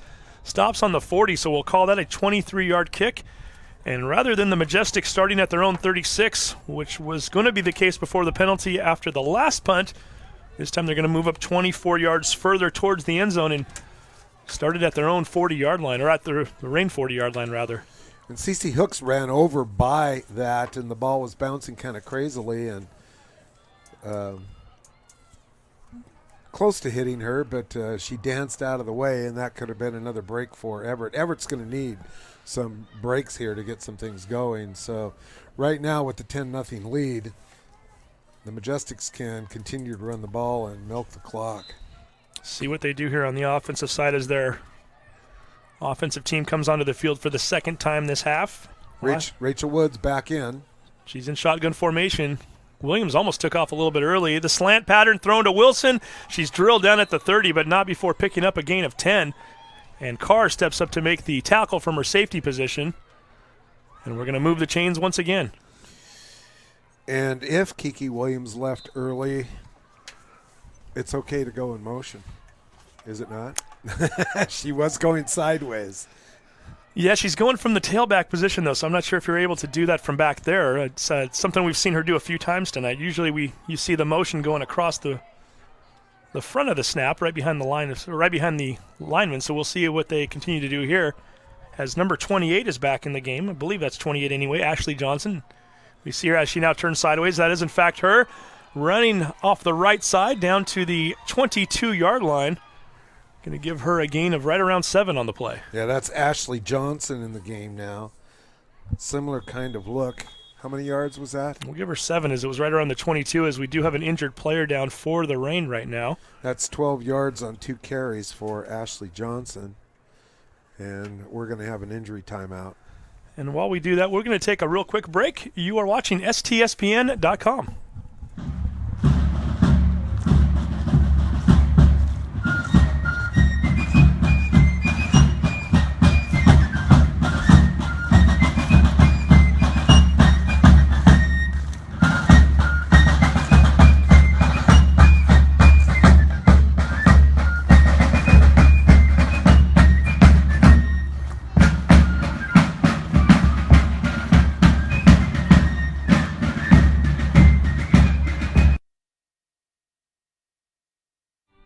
Hugs all around. Come here, let's have a TV hug. Get right in here. Get close to your TV. Oh, yeah, there you go. Feels great. Okay. All right, so we are psyched because next week, starting Monday, we reveal the winners in Best of Western Washington. Here are some hints. Find out what this guy has to do with your favorite food truck. Winners all next week. Well, this week, we're cruising the Caribbean. Tomorrow night, Jim takes us to St. Thomas. Up next, it's The Voice. The Everett Rain versus the Seattle Majestics. 5 seconds. Player injured on that last play was Casey Cornist, number 82 tonight, normally number 2. And as we mentioned earlier, Cornist with 17 tackles in last week's loss to the Trauma. A very key cog in that defensive scheme for the home team there. And it's going to be a huge loss. Mike, you just pointed out, too, during the break that she did, in fact, walk off and didn't appear to have too many problems. So we're hoping she's able to come back in. Woods now in shotgun formation and whistles everywhere, and there's another yellow flag. A little too much movement, perhaps, on the Seattle Majestic. One player trying to run that jet sweep in motion. It's going to make it 2nd and 9 coming up for the Majestics. You mentioned earlier, just a few minutes ago, that the Reign are going to need some breaks if they're going to get back in this game. That's the type of thing they need right there. 2nd and 4, sometimes you need the other team to give you a hand a little bit, and moving them back 5 yards might be just what they need right now at this point with 7:12 to go here in the third quarter. And it seems like Seattle has not been inclined to fumble the basketballs. Johnson's in there with the neon green and orange shoes, one of each. Easy to spot. And in fact, Johnson takes it right up the middle, gets ahead to the 24-yard line. One thing we didn't mention a minute ago, and we should have, Rachel Woods back in at quarterback. We saw her injured on that last drive on a sack that was due in part to a broken play, and never want to see players injured and out, so good to see her back in there. But nonetheless, and I think part of this is just due to the circumstance and having the lead, not seeing her throw as much in the second half as we did in the first. Is that awesome? So I get to I mentioned that she was back in. Oh, you did? Okay. All right. Yeah, so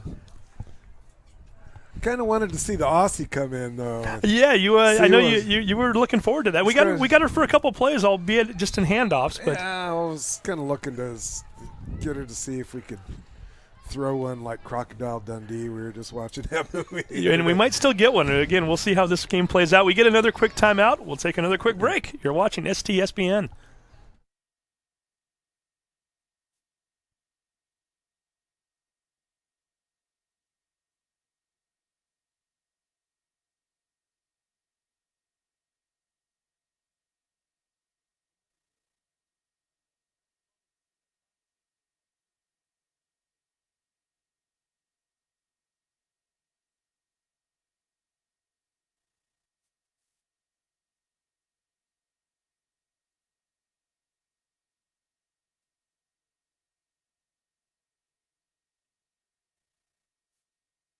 And we are back again at Everett Memorial Stadium.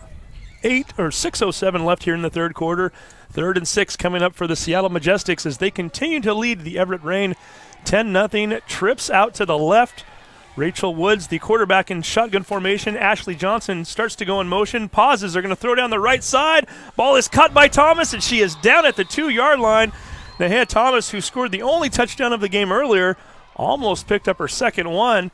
And a gain of more than 20 yards. And once again, the Majestics are inside the 5-yard line. And Thomas timed that perfectly, the defensive back taking a swipe at it, but just off of the fingertips. So Thomas with her second catch of the game, one for 21 yards, this one for 22. Now is this one? Oh, it's going to be erased. It is going to be erased as they're walking back towards the flag. There it is finally at the 30-yard line, kind of blending in a little bit with the yard marker there. But it's definitely on the field, and that's going to wipe out a nice catch by Thomas. And again, her only other catch of the game was a touchdown, so she seems to be the go-to target once they get inside the 25. And Seattle not doing themselves any favor here as well. And it would be nice if Everett could come up with a turnover off of one of those passes. I legitimately thought that there was an opportunity there, and I didn't see the number. The defensive back had an opportunity to All right, so we got a false start on the offense, 5-yard. Repeat, 3rd down. So I wonder if that false start was on the running back who went in motion and then stopped and was not set for the correct amount of time after she went into motion. And Coach is asking about it right now. You're definitely seeing a lot of confusion since, again, Kiki Williams was getting so many carries early on, and they don't go to the backup running back very often. We saw it earlier on the play in which Rachel Woods was injured. Williams breaking to the right when they should have gone to the left, and this time I think she went in motion. Then she got a little confused. Am I supposed to be? Am I not? You saw her pause and kind of turn around and look back at Woods as the ball was being snapped. And, Mike, I think you're absolutely right. I think that's, in fact, what they called. Williams, though, also showing good quicks out there. 3 carries, does have did I say Woods? I meant Ashley Johnson. 15 yards on 3 carries, so still doing a good job in terms of gaining yardage, but Everett gives the opportunity for the defense to get a little bit of a rest here. They've spent majority of the time on the field. And now we're going to get a little conference. Scott McCarron, the coach, still trying to figure out what in fact the call was. It seemed to me from up here, and again, we have a much different viewpoint than what the coaches have down there on the field, seemed like it was a pretty easy call, if that in fact was the case, because certainly there was motion, and as you mentioned, she was certainly not set. So even if they didn't see that, they should have. So really it's hard to argue that one either way. There was definitely an infraction of some sort, and whether that's what they called or not, that might be a different story, and perhaps that's what McCarron's arguing. But either way, it's back on the 30. It doesn't matter. They're going to go 3rd and 10 here with just a little under 6 minutes to go in the third. McCarron got his explanation and goes to the side and does the wave off to the referee, and he's still giving him a I fought the law and the law won argument. So McCarron, who is an offensive line and defensive line coach at Mount Rainier High School when he's not doing this, trying to get a victory here tonight and go 3-0. Woods back to throw. Over the middle, incomplete. Forrest Larson making contact. Also on the defensive play was Nikki Pelham, as number 87 was the intended receiver, Christina Bell Robinson. We've called her name plenty, and this time not quite able to come up with the ball. Well defended. That slant pattern, 2 defenders get in there and make the hit, eliminate the catch. 4th and 11 coming up. 4th and 11, have an opportunity here. And if Seattle chooses to go for it, which if I'm Everett, I think I really want them to go for it, give you an opportunity to snuff them out. Well, you're kind of in no man's land at this point. Again, we've talked about it before. To punt at the other team's 30, if you kick it in the end zone, you only gain 10 yards. We got a 4-receiver set, looking over the middle, throwing. The ball is caught, completed. 1st down and more, down to the 15-yard line for a gain of 15. That's Tasia Rennie making the catch, and once again moving the chains. The Majestics are back inside the red zone once again. And Seattle makes a play, and we're going to have an Everett player shaken up and heading off the field. Looks injured a foot, I believe. Still looking at Casey Cornist over there on the sideline. Helmet off, so her pads are still on. Again, just a huge factor on this team, and did a lot to keep that game within a 6-0 score last week. To not have her in there right now is a big blow, to say the least, for the Reign. We'll see if they can come up with a big stop here. 5:01 to go, third quarter. Majestics by 10. Woods in a shotgun formation. 3 receivers out to the right. Looking towards the right side into the end zone. Incomplete. Almost intercepted by Michelle Walsh. Almost caught for a touchdown as well by Nahea Thomas. Instead, the ball hits the ground, and we're going to have a 2nd and 10 coming up. And just a little over the head of Michelle as she stopped, and the receiver went just past her. I think maybe if she would have backpedaled another step or 2 before making that jump, she could have come down with that interception. And Chase Myers, the DBs and wide receiver coach for the Reign, has to be happy about that one. Nice job, although she didn't get the pick, puts herself in a position to make the play. Didn't let the ball flow over her head without at least getting her hands on it. And we've got a 2nd and 10 coming up. And single coverage out here on the left. And one-on-one here. That is Wilson. Let's see if they go to her. In fact, that is the case. Runs the slant at the 5, into the end zone. Touchdown, Majestics. Well-designed pattern and good execution. Not too much that you can do about that. Mike Buckholz, you picked it up. You saw there was one-on-one out to the left, and that's exactly where they went. Excellent slant pattern. Woods put it right where she needed to. Wilson did the rest from 16 yards out, cast her on to kick the extra point. We're waiting for the snap right now. And Seattle has done a good job also on the field goal and extra point teams. And as we say that, the ball goes through the uprights. It is good. Majestics 17, Reign 0 with 4:43 to go here in the third quarter. We're going to take another quick break. You are watching STSPN.com. Well, Seattle just doing a pretty good job of, at least from my point of view, of the quarterback, Rachel Woods, just scanning the field and seeing where the opportunity is going to be. And then I think the other things that she has been able to do is check down and get her second or third option. Now, there's been a couple of times when Everett's put a lot of pressure on her, but Everett's only got the 1 sack and maybe a couple of really good pressures. So defense starting to wear down. As I mentioned, they've been on the field an awful long time. Yeah, you're absolutely, especially early in a season like this. You know that conditioning is still a factor. You know, I'm not going to try to lie and say it's a hot night out here, but really we're accustomed to 30 and 40 degree temperatures lately, and the fact that the kickoff was in the high 50s to low 60 range, and the sun was still out for the good portion of that first half, and I'm sure the rain are starting to get tired, and you've definitely seen that over the last quarter and a half or so. Well, you know how it is when you're down in the trenches and you're in a wrestling match with some players that are bigger and stronger than you, and after a while, and there's an onside kick, and the rain It's let still it on go. the ground and barely getting it in time. It looks like that might have been Holton again. We'll see who that was at the 45, and it was kind of an onside / squib kick. It wasn't really intended to go just 10 yards, but it took a little bit of a trickle and finally got down the field about 10 extra yards after that, and Holton was right there to fall on it, and not bad field position there if you're a Reign fan. Now you got to get something going, though. Well, you got to get the recovery, first of all, which they did, which is outstanding field position considering what you could have ended up with on a kickoff. Ball on the left hash. Michelle Walsh likes to roll right, down 17. Let's see what they can dial up. It'd be nice to get Carr on track, but I'll tell you, Hooks has just thrown the blanket over her out here on the left side. Might try to force a little bit of contact and see if the referees will give you kind of that courtesy call here on the penalty again. And now we've got number 16, Asina Thatch, who is a rookie this year. She's now split out to the right where Carr normally is. Shankman out to the left. Had nice success with her earlier on, so we'll see what they do here. They try to hand off to Pelham. No, that's Larson. Larson can't come up with it. Fortunately for the Reign, number 70, Julie Reynolds, also a rookie on the team this year, was able to fall on it.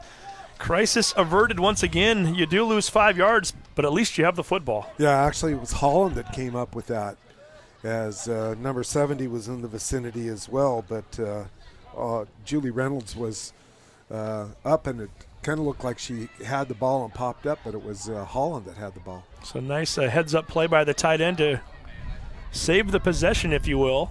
Trips out to the right. Another minus yardage, though. And we've got plenty of those today, more than they'd like, that's for sure. Pelham looking to run, and hey, let's add another one to the equation. Losing 5 more on the play, and this time it's number 60 barreling through there. That's Malia Palmy. She's from Rancho Verde High School. She resides in Tacoma, and right now she resides in the backfield of the Everett Reign. That's a loss of 4. I might like to see one of those little wheel routes out of the backfield where you send your receiver deep on the side, on the right side, and see if they're able to cover that up, because they're just getting so much dribble penetration. Oh, my. Huge mistake for Thatch. Yeah. And the referees kind of let her get away with one there. We'll talk about that here in just a minute. They have to back her up even more. She went to the original line of scrimmage. Instead of going 4 yards back, it's in place. They're going to throw deep down the left side. Shankman, the intended receiver. Ty goes to the receiver. Yeah. And they're going to say, in fact, it was a catch. Shankman coming up with a huge grab, a gain of 24 on 3rd and 19. And now we get a very late flag at the 43-yard line coming after the play. That was thrown right towards the Reign bench, so perhaps we'll get a call on the coaching staff. Let's see what they're going to do here. And then referees now having a nice conference here at the 40 to determine what's going on. And I was about to mention that to you a couple plays ago, Mike. We were talking about how nothing seems to be working. Carr's been blanketed by hooks. They're not getting any penetration in the trenches. Shankman came up with a huge 36, 38-yard catch in the first quarter. Haven't really seen much of her since, and now we get the team's trying to rush up to the line, yet that flag is still sitting at the 43-yard line near the sideline. Well, they have targeted Shank a couple of times, and the pass, if they're slightly off target or well defended. I mean, Seattle has, face it, you got to give them credit. They got a good club, but, nice job that time by Shankman. Okay, we have a completed pass. Then we have dead ball on sportsmanlike on number 10 of the defense. That's our first on sportsmanlike. First down. Julia McComa is picking up the flag after the play, so you're going to add on 15 to the 24-yard reception. Just what the Reign needed right now. Actually, they're going to spot it right at the 25, so a great way to pick up some additional yardage after a much-needed 3rd and 19 conversion. I think a little bit too much extra conversation about that, not understanding maybe that who actually gets dual possession will go to the offense on that play.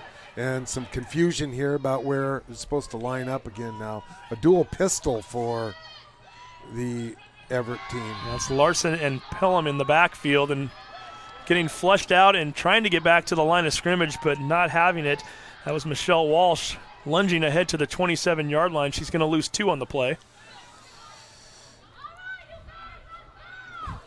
And we get one of the offensive linemen out there. No, that's the tight end, Holland, having a little conversation with Thatch.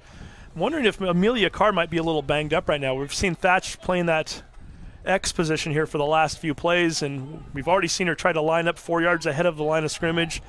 Now Holland kind of grabbing her by the jersey and trying to give her some sort of instruction there on the way back to the huddle, so we'll see what happens here. Thatch, shorter than most of the players out there. She's now trying to find her spot there again. Got to think she might be a little bit of a speedster. Perhaps you put her to the test here shortly as she's on the right side. In motion is Larson. They're going to fake the handoff to her, go to Pelham, and not happening. Once again, Pome stepping in and making another big stop behind the line. This time a 3-yard loss, which will bring up 3rd and 15. Nikki Pelham with nowhere to go. You like the play call. You're trying to run some different things. You fake the jet sweep and see if the defense will bite on the jet sweep, and then give it to Pelham, and 2 defenders right there waiting for her. So we've got 1:21 and counting here, 3rd quarter. Reign still looking for their first points of the season on the 30-yard line of the Majestics. They need to get down to the 15 for a first down. Walsh has 2 receivers out to each side. Thatch and Holland out here to the near side. They're going to throw to Holland. Incomplete as she slid to the turf. And, Mike, I'm not sure what the call was there. Even if you complete that, obviously you're hoping to get it to Holland as she's still going out towards the flat and hoping for some open space. But the throw behind her, and even if she catches it, she only picks up 1 or 2 yards. Well, you have to hit her in stride in that crossing pattern so she can catch it and turn it back upfield. And so, again, when you're trying to look at, what your offense is about, and there's limitations to what you have in the playbook right now. So Thatch and Holland out to the right. Forrest, and it looks like Shankman out to the left. Walsh looking across the middle, throwing almost intercepted. That is number 2 on the play. Hero returning it to the 40, the 50. She picks up a blocker.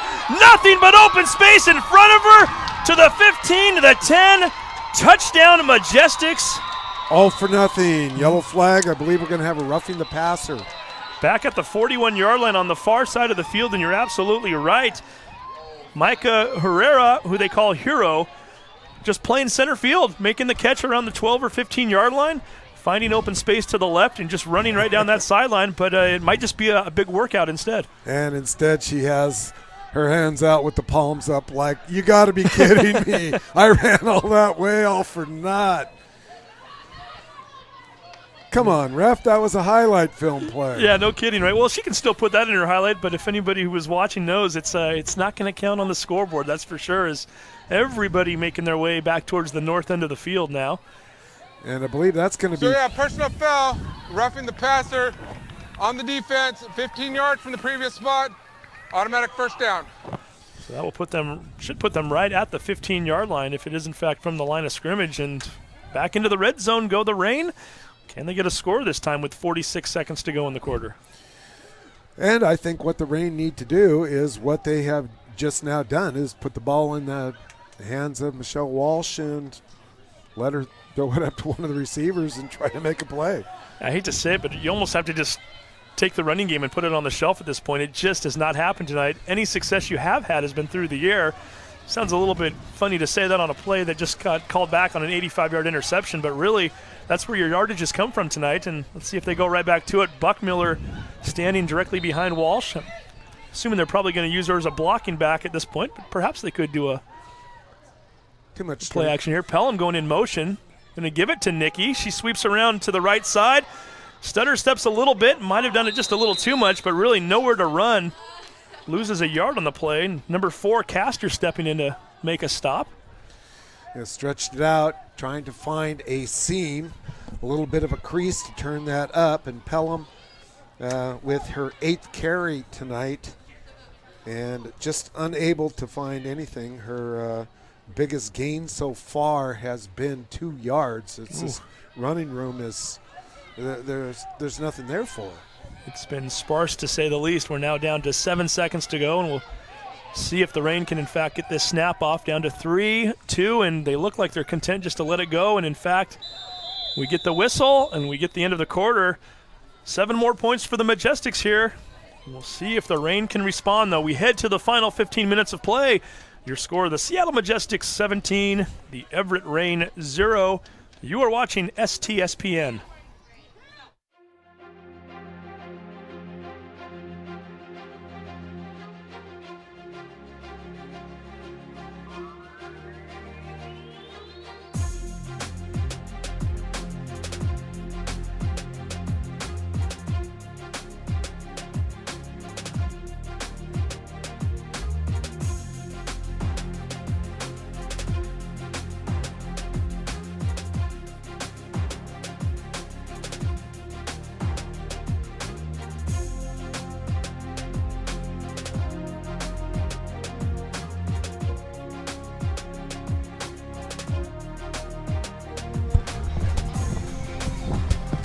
And welcome back to Everett Memorial Stadium. Steve Willits along with Mike Buchholz, STSPN.com.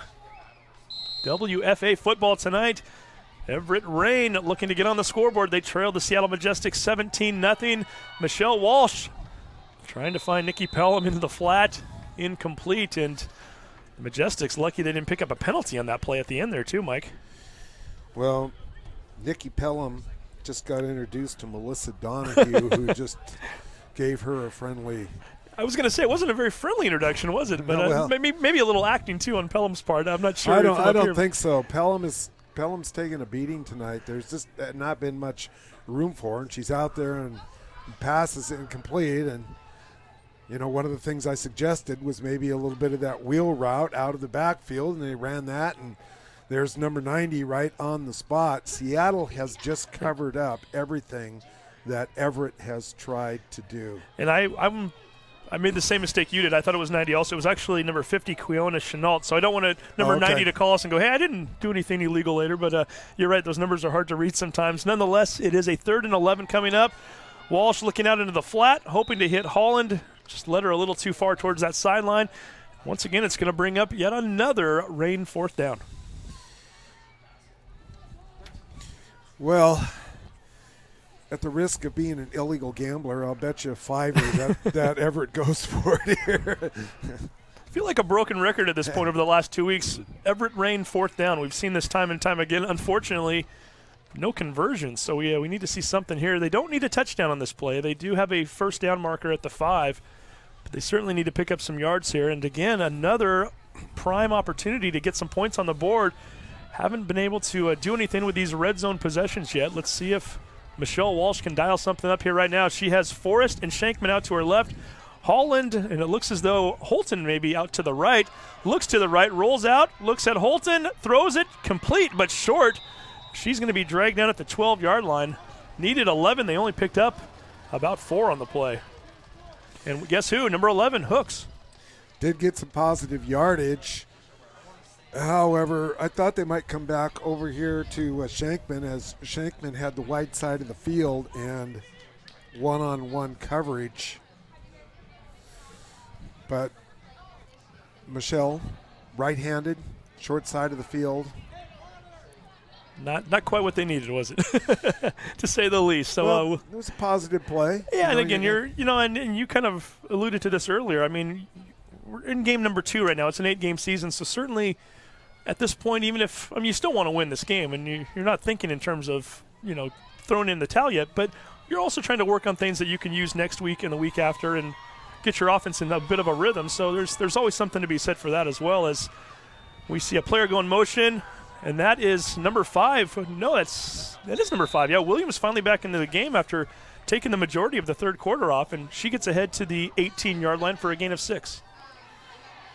Yeah, Williams with a little bit of a break there. You could tell that it wasn't the other running back, Ashley Johnson, who has the fluorescent shoes. And those fluorescent shoes just came back into the huddle, so they are rotating out a little bit now as Johnson back onto the field. And I was just going to say, the fact that Williams has been relieved for so long, and you mentioned it time and time again in the third quarter, it's a Reign defense that's getting worn down.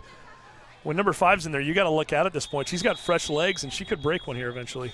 And Seattle had a couple of players moving, one in motion and one on the line jump. So looks like they're going to march it back 5 yards and take away the majority of that running game, that running play. Full that start on the offense, 5-yard penalty, repeat second down. So we'll see what happens here. 2nd and 8 coming up, 14:01.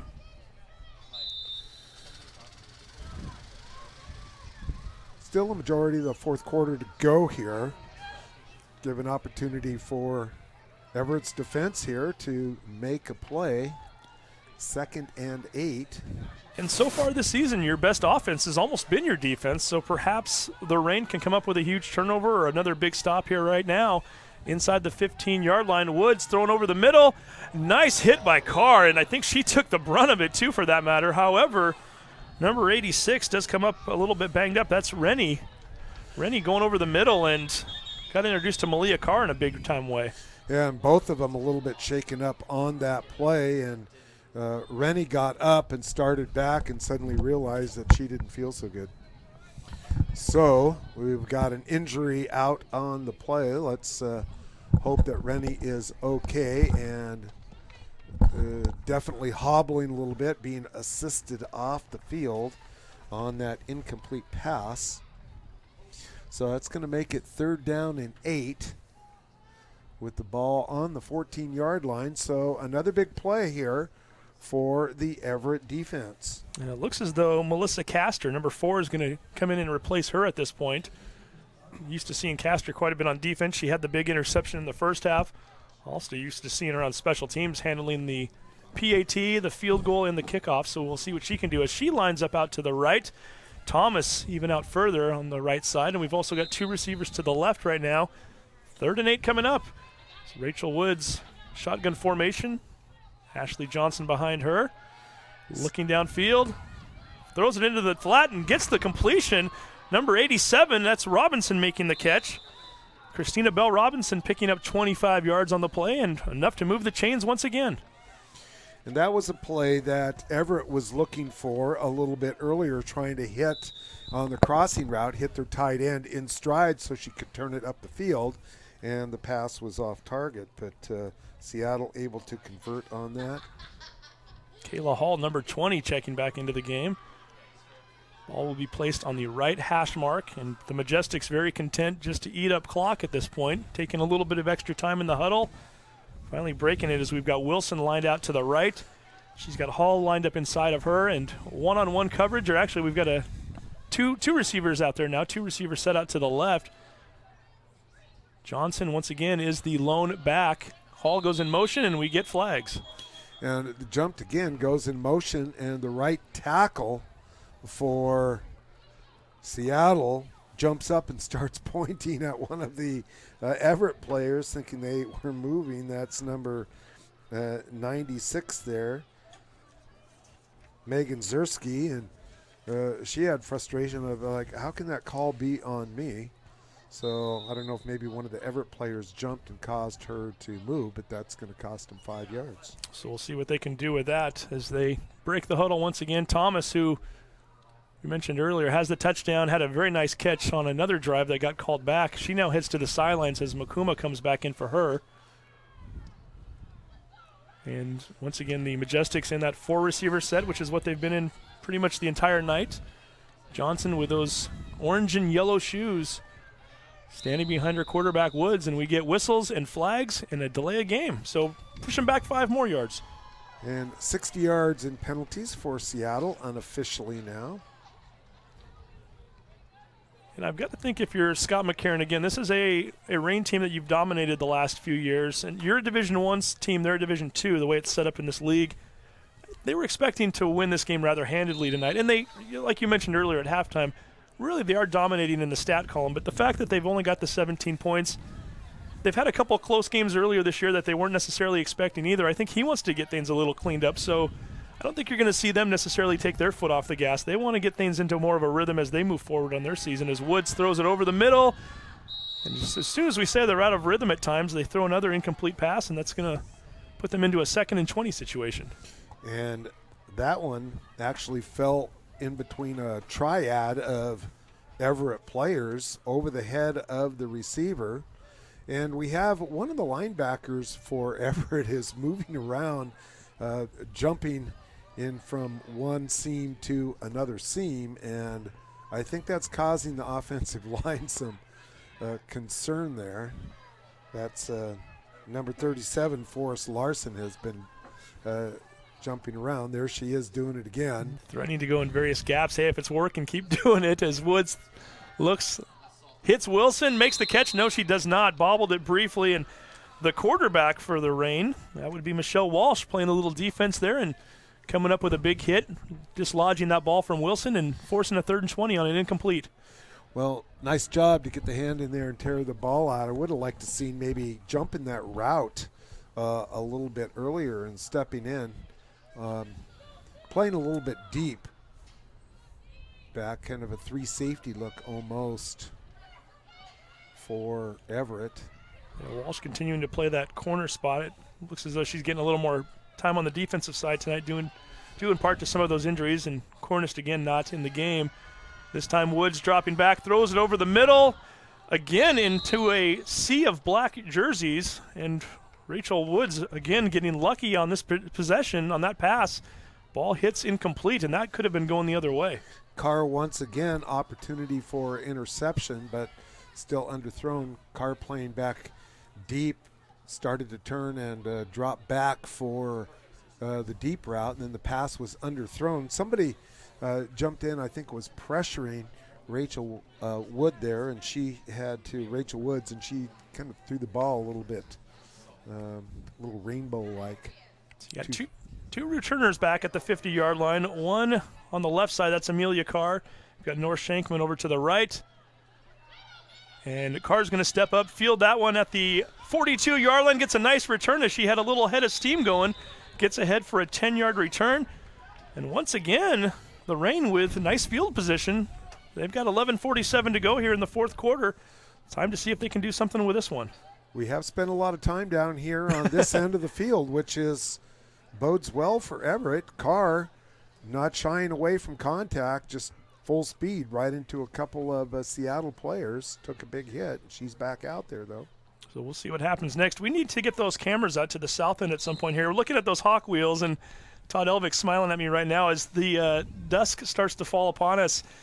Seeing some of those neon blue and green lights out there, the big dog hot dog truck. You've got the Hawk wheels all painted up in Seahawk colors. They're flashing lights. It's a spectacle, especially from up here in the booth. So we'll try to get that here momentarily as Walsh in shotgun formation looks to the right, fires it downfield. Amelia Carr puts herself in position, blocking out the defensive player like a basketball player almost. Catches it at the 16, picks up 17 yards on the play. Mike, you're a basketball coach. You've got to like what you saw there, just putting herself between the ball and the defensive player and coming up with a huge catch. Yeah, going out with a little bit of Jimmy Graham-style post-up exactly. out there, yeah. Like to see that, and we've got another player down. Carr never did hit the turf on that. They blew the whistle as she made the catch and then was driven back. So let's see who that. I wonder if that's Hooks. That's a single digit. I think that's Hero that actually came up limp on that play. The one that had the interception return earlier that was called back. And, in fact, that is the case. So good yardage on that catch. You know specifically how much that was? Yeah, that was that was 17 yards. It was from the 33 to the 16. So more than halfway to where they need to be, which is in that end zone. Let's see if they can get something going here as Hero is still being assisted off the field with 11:38 to go. And as we get back in shotgun formation here, we're going to show you those trucks after the play here. But nonetheless, we got to see if the Reign can get into the end zone. Forrest and Shankman out to the right, or the left rather. Holland and Carr out to the right. Looking across the middle towards the left, it was intended for Forrest Larson. Incomplete, and that's going to bring up a 2nd and 10 as I think we now have our shot that we were looking for. I'm not sure. I hope the camera angle here does it justice because it is a neat sight right now, to say the least, on that open end of the south end zone right over by the ticket booth. It looks as though we've got a Beetle over there that's decked out in Seahawk colors. We've got a couple trucks. Is that Ringo? It's not that Beetle, no, Oh, okay. unfortunately. Which would be pretty cool if Ringo was in the house. We'd have a bigger attendance, that's for sure. But again, nice of the Hawk Wheels group to come out tonight and support both of these teams as Walsh drops back to pass, rolls out to the left, finally fires it into the flat, jump ball, incomplete. Larson was there. Unfortunately, so was April Arnold, number 16 for the Majestics. She bats the ball down, and it's going to bring up a 3rd and 10. Well, I like the last several calls. That seam route to Larson was incomplete. Larson had an opportunity. It was a little bit overthrown. Michelle Walsh showing that she has the ability to throw the ball down the field. And the play before that, the catch by Amelia Carr for 17 yards, her first catch of the game. And that has been the main threat for Everett so far this game, is to just simply get some players out on the right or out in the routes and see if they can find an opening and make the play. Very similar to the last play. Shankman and Larson to the left, Holland and Carr to the right. Timeout. Billy Russo sees something he doesn't like, and he calls a timeout. We'll take another quick break. 11:18 to go in the fourth. You're watching STSPN. Hugs all around. Come here, let's have a TV hug. Get right in here. Get close to your TV. Oh, yeah, there you go. Feels great. Okay. All right, so we are psyched because next week, starting Monday, we reveal the winners in Best of Western Washington. Here are some hints. Find out what this guy has to do with your favorite food truck. Winners all next week. Well, this week we're cruising the Caribbean. Tomorrow night, Jim takes us to St. Thomas. Up next, it's The Voice. So how much more time do we have? 5 seconds? Well, 5 more seconds. So I'll just talk for...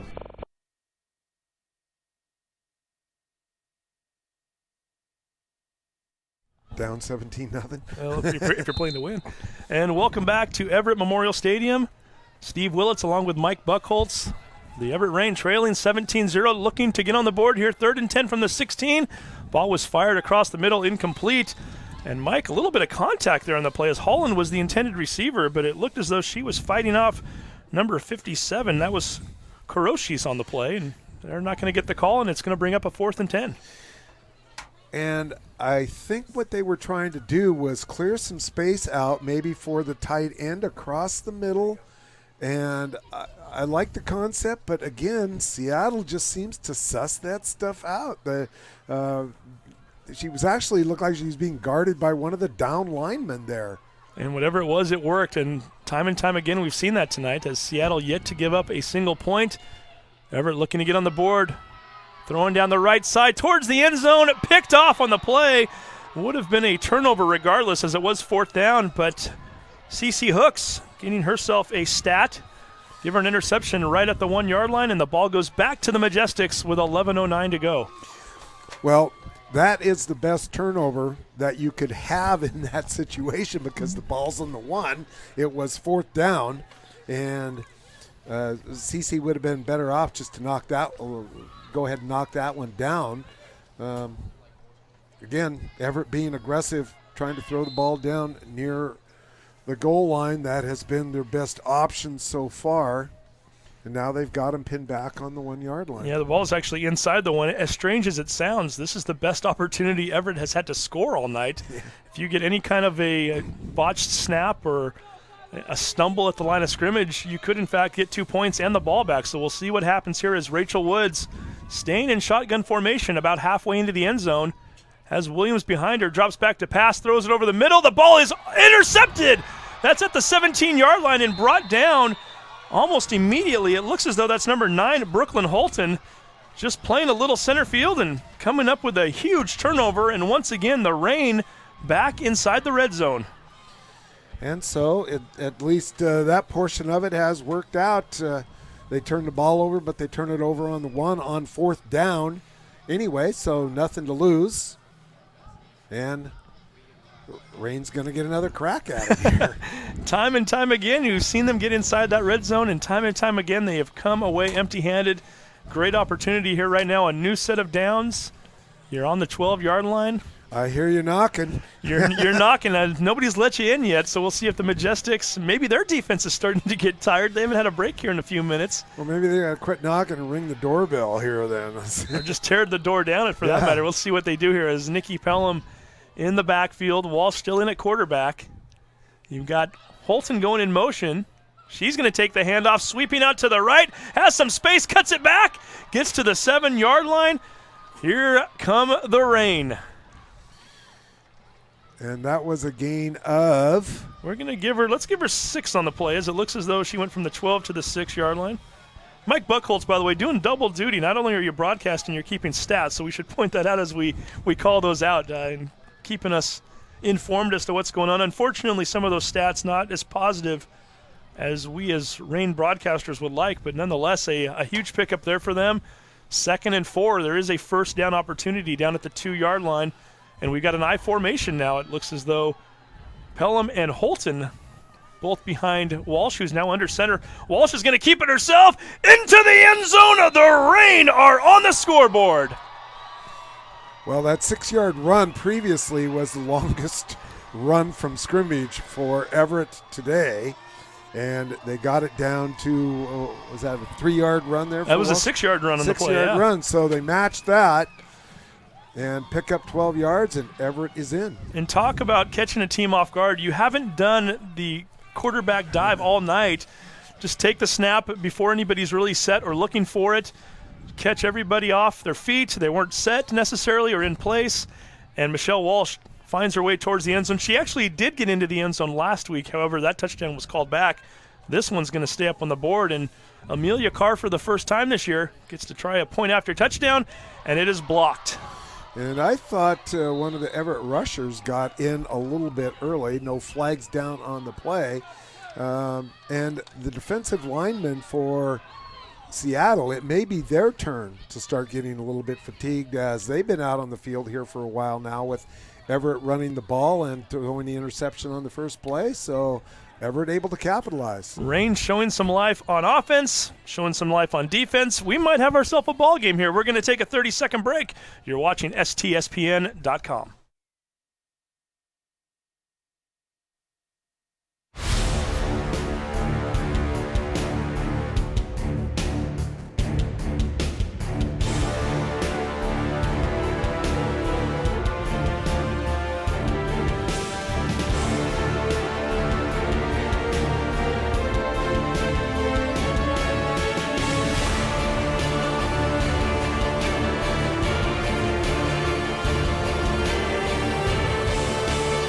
Everett Memorial Stadium, 10-12 to go in the fourth quarter. The Everett Reign are on the board, 17-6. They trail the Majestics. And, Mike, you were just making a great point during the break. Nice to see a little fight to this team. Did not give up. They had an opportunity to let the wind go out of their sails, and they did not. Instead, they came back, kept pushing the issue, and were able to get into the end zone. Let's see if they go for an onside kick here.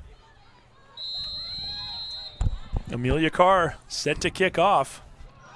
Onside kick, or perhaps try to drive them back and play the field position game. The kick only goes to the 31-yard line where CC Hooks fields it, gets through the first line of tacklers, and is finally brought down at the 44-yard line. One late flag coming in at the 50-yard line. We'll wait to see what the call is here. Quite often that's an area where the offense or the return team is blocking illegally. And if you're a Reign fan, that's certainly what you're hoping for, and you really want to push the Majestics back at this point.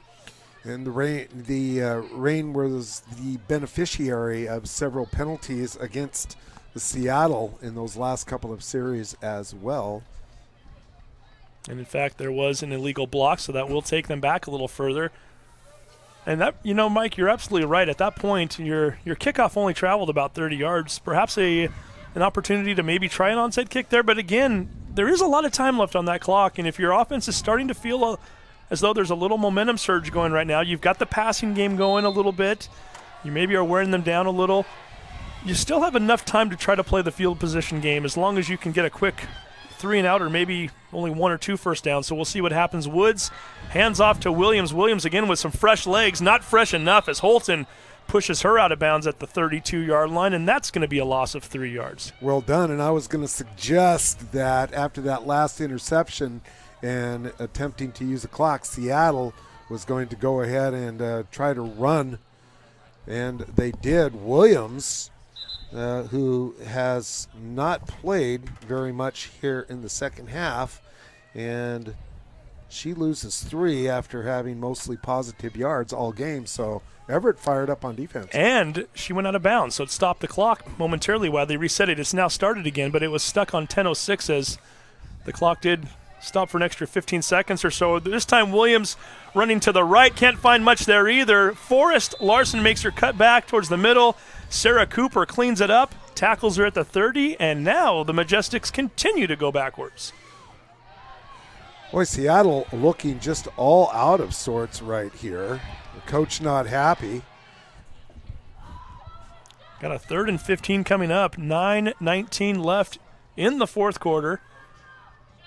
Naheo Thomas coming back into the game for the Majestics. She's going to head out to the left side, as well as Melissa Castor. And lining up over here to the right, you've got number 13, Maya Burr. You've also got looks like number 81. No, it's an 87. That's Belle Robinson. They're going to throw it over to the left side.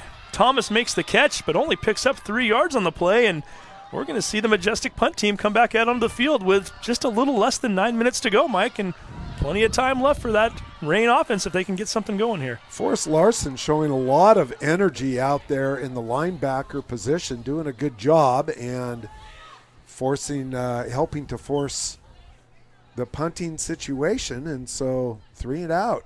Exactly what they needed, 3 and out with one play going out of bounds, not losing much time off that clock. North Shankman standing off to the right side at her own 33-yard line.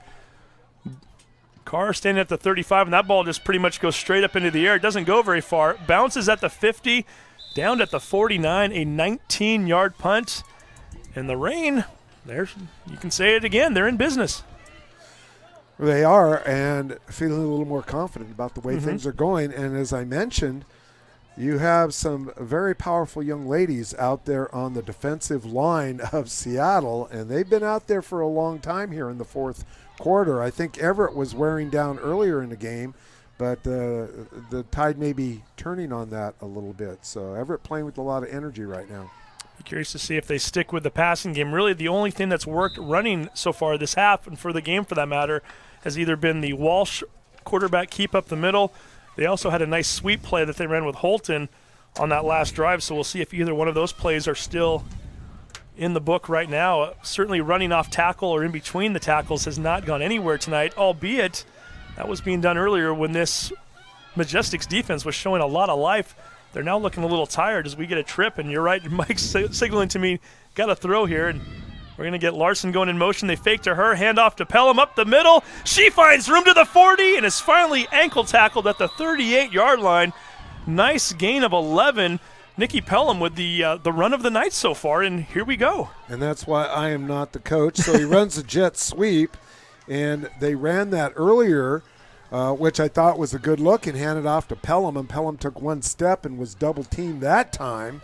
Found a good gap. Pelham with 11 yards. So, and we got a couple of subs coming in as some players coming out of the game. One player coming out of the game for Seattle. Takuto is stepping out, number 22. But the jet sweep really that worked earlier might have been what opened up that play. The fact that it was effective just a few minutes ago, they might have been preparing for that and left that middle wide open. This time they're going to go right back up the middle again, not finding much room this time as it's Stephanie Howard picking up the carry. She gets to the 39, back to the line of scrimmage, and that will bring up a 2nd and 10. And I would have to say that 2nd and 10 is going to be an obvious passing down. So, yeah, two straight runs, which we haven't seen from them in quite a while, maybe since back in the first or second quarter. Well, it's actually 4 if you go back to the last possession. Well, you're right with you count the Walsh play and the sweep right before that, so you're absolutely right. Yeah, so I'm thinking number 5 is probably in a row is not going to happen, so we'll see what happens here. But then again, they've surprised us a few times. You do have I formation, one-on-one on the far side. That's Amelia Carr. They're going to hand off to Pelham. Once again, a little surprise for us, and perhaps they should have passed that one as the defense this time, almost as though they were just waiting for that one, as number 56, Shannon Lord, steps into the hole there and makes the tackle. Well, I get it that you want to try to be creative and run a couple of things with the fake pitch out and then giving the ball back to Pelham, but no game there, no gain, and the clock is very quickly becoming the enemy of the Everett rain, and that's a lot of time coming off the clock for no gain. Yeah, 6:21 and counting right now. 3rd and 10 coming up at the 39-yard line. Walsh takes the snap, looking across the middle, throwing deep and overthrowing her receiver, Larson, and the only one that even had a chance at that one was Christina Bell Robinson, and unfortunately for the rain, she doesn't play for them. Well, 87 had her hands on it, and Larson doing a good job of helping to try to break that up, but it's 4th down now, and so I thought Michelle Walsh was gaining her confidence with the pass, and I would like to go ahead and put the ball in her hands, and I think they ran it once more than they needed to. Yeah, I have a feeling they're probably thinking the same thing down there on the sideline now. Is again looking at a 4th and 10 situation. They need to get to the 29-yard line. We've got Carr going out to the right side, Shankman out to the left. Two running backs behind Walsh, who's now lined up behind center again. We'll see what she does here. One-on-one if she wants it, and they're going to do a little reverse here. And coming across is Shankman, looking to pick up a block from both Carr and from Walsh, and not going to get it as she's tackled after a 4-yard gain. And we've got a turnover on downs with 6:01 to go in the 4th quarter. Well, Mike, I don't know if I was expecting that one either. Yeah, which is okay. I mean, and they tried that against Tacoma and did not do a very good job of execution. Good time to do that. Try to spread the field out. And Shankman has some speed. We've seen that, and especially when she gets, like you said, when she gets into the open field, she's shown the ability to make some things happen. We've seen that on some of her returns as well. Nice opportunity there, and unfortunately for Coach Russo and staff, just not quite enough yards. And here come the Majestics now back onto the offensive side of things. And with 6:01 to go, it'll be interesting to see if they get a little conservative now and perhaps go back to the running game. They're going to throw it, looking down the field, throwing across the middle, and that ball is picked off by Carr, cuts it back into the middle, and is brought down at the 43-yard line. The 2nd interception in the 4th quarter for the Rain, and only 9 seconds elapsed from the time that they turned the ball back over to this possession. Another interception. That's 2 in a row. And, Coach McCarron, he may get out of here with a win, but he's going to have a headache to go along with it. Yeah, you had the interception. It was 2 possessions ago, and then they went 3 and out. Okay, so perhaps he's got a little bit of cold feet after the 3 and out. But You're right. I've got to think he's shaking his head right now. And we mentioned it earlier. He's got an offense that's capable of putting up points. I think Coach McCarron, even if they win this game, I think he was expecting more than 17 tonight. And to turn it over twice here in the 4th quarter, and quite frankly, 2 throws that didn't look very good. We've got to see what they do when they obviously come back on and get their next possession. Are you going to entrust Woods to throw it again, or do you want to just start going to the ground? As Holton comes in motion, they hand it to her, sweeping out to the right, trying to pick up a block from Carr, eludes one tackler, spins down to the 33-yard line. A gain of 6 on the play for Holton. And what I meant was 2 interceptions on their last 2 passes. They ran it I believe they ran it the last 3 times. Yeah, they did a 3 and out. Yeah, right? they were. So, the 3 runs that just went absolutely nowhere. And again, it's one of those situations where you think as a coach you might want to try to eat up some clock more than anything. So to put it up in the air, again, you commend coaches for not trying to play to not lose. You always like to play to win, but certainly to run off another minute or 2 would have been ideal for them. And if you're a Reign fan, you were happy to see that ball go airborne, and even happier that your team came away with it. Trips out to the left right now. Walsh in shotgun formation.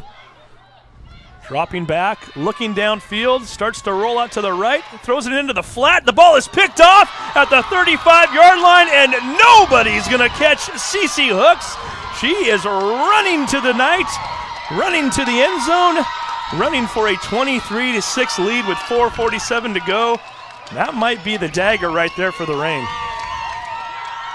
Yeah, unquestionable. I think obviously if you talk to Michelle Walsh, she'd like to have that one back, and got happy feet, got flushed out of the pocket, moved to her right, stared at Carr the whole time, and probably should have just hucked that thing out of bounds. So Cece Hooks was almost just waiting for that one, wasn't she? She read that one from the get-go. It's one of those plays where you stay off the receiver just long enough to kind of entice the quarterback into taking a shot at it. And she had a full head of steam by the time she caught that one on the 35-yard line. And she ran that 65 yards a lot quicker than anybody on that Reign team was going to catch her in 23-6 with 4:47 to go. And that is a huge, huge blow to the Reign's chances of having any chance to come back. And I think one of the things that Michelle can learn from that, which you hear about quarterbacks all the time, is it's first down, throw the thing away and live to pass another day. Instead of, wasn't there. They flushed her out of the pocket. It was obvious who she was going to. Snap going way over the holder's head. Castor trying to fall on it. You can pick up a couple of points here if you can get a block. Lateral. And they're trying to. Lateral. She does. Looking for Pelham on the play, and it finally hits the turf. That was number 11, Michelle Walsh, your quarterback, who picked that ball up. We've already seen her score a touchdown tonight, and she was looking for the 2-point conversion going the other way, and we do have a Majestic player down back at the 27-yard line, laying flat down, and they're quickly calling the trainers out. Do have leg movement there, which is always a good sign, so we'll wait to see what happens here. But and she is trying to get up, so nonetheless, and that's Castor, who tried to fall on the football and was not able to do so, and perhaps one of the Reign players might have jumped on her as she was trying to save the ball from going any further down the field. Castor, who was also lined up to be the kicker on that play. Well, 23-6, and you've got to give Everett credit as when the game seemed more or less out of reach, and all of a sudden they found some new life and got back in there. Unfortunately, they threw that interception, but for a while there, Everett was looking like the better team. Mm-hmm. Yeah, that's a good sign. Absolutely, and again, it's not just a moral victory. You're trying to play towards the rest of the year and trying to develop some of your game a little bit. And by the way, Melissa Castor going off right now, and never like to see players hurt this late in a game, and so certainly we wish her nothing but the best, and very happy to see her get up and hoping she's okay. And consequently, that means you have to bring a new kicker on, which your punter is now going to handle the kickoff responsibility. That's number 19, Jackie McCall, who will be taking Castor's spot out there.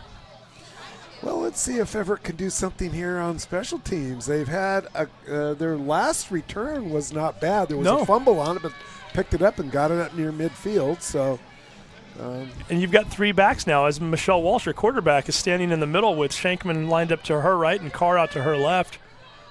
We've seen some nice returns from both Shankman and Walsh this year, or rather Carr and Shankman. We'll see if maybe Walsh gets one right down the middle. Stay tuned. Left-footed kick. It's going to be taken by the up back, which is Forrest Larson. Larson takes it at the 39, gets ahead to the 46. That was almost a shoestring catch. It got down near the feet, and Larson was able to bring it in and pick up 7 yards on the play. And didn't get to the 50, got to the 45, though, so that's decent field position. So with 4:42 to go, 17-point deficit.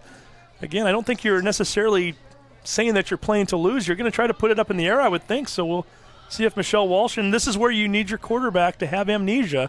You don't want them thinking about that last play. You want them to look ahead and to continue with the confidence, because before that throw, Mike, she was having a pretty darn good fourth quarter. Yeah, she was, and amnesia maybe, but on the other hand, you wanted to learn from that, and like I said, if it's not there, throw it away and live to pass another day, very fair, especially on first down. Fair point indeed. So we'll see what she does here with three receivers out to the left. You've got Hooks over there on the left corner to the right side. She's going to throw it down the middle of the field. 2 passes, 2 interceptions, as this time Christina Bell Robinson comes up with it just plain center field, and it looked as though Walsh just stepped back, took a 5-step drop, fired it down the field as far as she could, and unfortunately none of her players in the vicinity, and Bell Robinson comes away with it. Showing off her arm, though. She threw, I mean, you know what? You're down 23-6. You got to go for it. I'll show you what I got. Let's just draw back and go away, and that's exactly what she did. Unfortunately, not the right team that was coming away with that football. And now the Majestics, I've got to think, with a 17-point lead, 4:34 to go. I'm thinking you're probably telling your offense, let's run the ball, and more importantly, stay in bounds when you run the ball. Let's get that clock down a little bit. Yeah, Seattle, they want to block, see if they can get a first down here after get a couple of first downs and get out of here with the W. Kiki Williams in the game, and it looks as though your quarterback might be back in there too. DeGrout, the Australian, getting some playing time as Williams is thrown down at the 31-yard line after picking up 5. And Williams not very happy there. Jumps up all fired up, having some discussion. Certainly she thought she was treated rather poorly at the end of the play. Bounced off the turf a little bit. Now she's going to head out towards the sideline as Johnson is going to run the play in. The two of them high-fiving one another, and Johnson ready to give the play to her quarterback, Danny DeGrout, from what I learned earlier from you is the capital of Australia. Canberra. Have you been? I have not. Done most of my travels in Europe. Been to some interesting places there, but haven't made it down under yet. One of these days, you never know. As Johnson getting the carry, bounces off of a couple of Reign players and is finally brought down around the 35-yard line, just short of that first down marker. It's going to give them a third and about a yard with 3:30 to go. Looked like she got a lot more on that than. Did a little sideline to sideline running there too, so it's wasn't the ideal way to get 4 yards, but nonetheless, that's what she came up with, and it got pretty much all of those on her own too, as ran into a handful of Reign players there just shortly after getting past the line of scrimmage. So 1 yard to go. You've got the clock down to 3:03 and counting. Majestics hoping to move the chains one more time and get even more of that clock to tick towards triple zeros. And in fact, that's what they're going to do. Dive up the middle. Johnson very close to the first down marker, then finally falls forward. Whistles blow. They're marking her right at the 36, so this will be very close to where the chains are located, and the referees are going to say, you know what, if she has enough, go ahead and keep moving, and 2:48 to go. You've got a first down for the team that's up by 17. Well, I like to see the Everett defense. They're trying to dig away at the ball there, see if they can come up with the strip fumble. And if you are looking for a silver lining, really, again, you're 2 games into the season, your defense, your team has only given up 29 points on the year, and really your offense gave up 6 of those on that last drive. And you think of all the short 3-and-outs and turnovers that the offense has had, your defense has really played nicely over the last 2 games, and I'm sure that's got to bode well as we start to look towards the future a little bit too. 3 more home games coming up this year for the Everett Reign. Next one is May 6th. That will be the Portland Shockwaves. Then the following week, you've got the Tacoma Trauma coming in here on May 13th, and that's going to be a battle. That's a Tacoma team that I feel kind of stole a win from the Everett Reign last week. It was 6-0 as a final, but really the Reign dominated that game for the most part, and I have a feeling they're going to have revenge on their mind on May 13th, so certainly get out here for that one. And then on June 3rd, it's the Southern Oregon Lady Renegades coming in here to wrap up the regular season, so certainly opportunities to watch this team, and we also invite people to keep tuning in throughout the course of the year as we'll be broadcasting those home games, and maybe even possibly we're still working on broadcasting the next Majestics Reign game as well. So stay tuned for that as clock now ticking down to 1:32 to go. DeGrout with the little Australian rules rugby dropped the ball there and had to fall on it, so she lost 4 yards. She's learned the American game very quickly and learned it well enough to know that when you're up by 17 and there's 1:32 to go, don't worry about trying to get yardage out of a broken play. Just fall on it, and as we talked about earlier, for quarterbacks, live to play another play, and that's exactly what happened there. Well, if he's going to leave DeGrout in, and it's 3rd and 9, an obvious passing down, do you think he will let her go for the pass? Yeah, that's a good question. It's one of those things where sportsmanship, you don't want to show a team up, so you don't want to make it look as though you're trying to get points, but at the same time, your backups need some experience too, and we've seen DeGrout hand the ball off a few times so far tonight. We've yet to see her get to throw one, so I don't know. You tell me, because you've coached at numerous schools for different sports. What do you do as a coach here? Do you let her have one pass attempt and at least get a feel for what she can do here? Well, I think I would have to go back and see what she does in practice. So there's your answer from Scott McCarron anyway. There's the answer, and it's going to be 4th and 8. And Larson coming up with a tackle there, and it looked as though that might have been number 34, Kara Lord, on the play. Yeah, that's her second carry. She had a carry earlier in this series. She now has 6 yards on 2 carries. Giving her a little bit of time here on the final ticks of the game, and we're going to get a timeout from the Reign, their final timeout of the game with 1:22 to go. So nice to see Coach Russo not giving up yet. He still wants to get his team at least another possession, maybe work out some kinks, and or perhaps he's even going to bring in some of his backup players and give them a little bit of time tonight. Well, I saw that he brought in a couple of his backup players in on defense, and they've come in and done a pretty good job. And you know, he's had a couple of players dinged up tonight as well. So, you know, football, collision sport, players get dinged up. Part of the game. This is an Everett team that's going to South Oregon next week to play the Lady Renegades, and that ball's going to go inside the 20-yard line, down at the 17 with 1:10 to go. So I thought there was room enough to go try to pick that up and maybe head upfield with it, or at least fall on it and save 10 yards or so, but with minute 10 to go.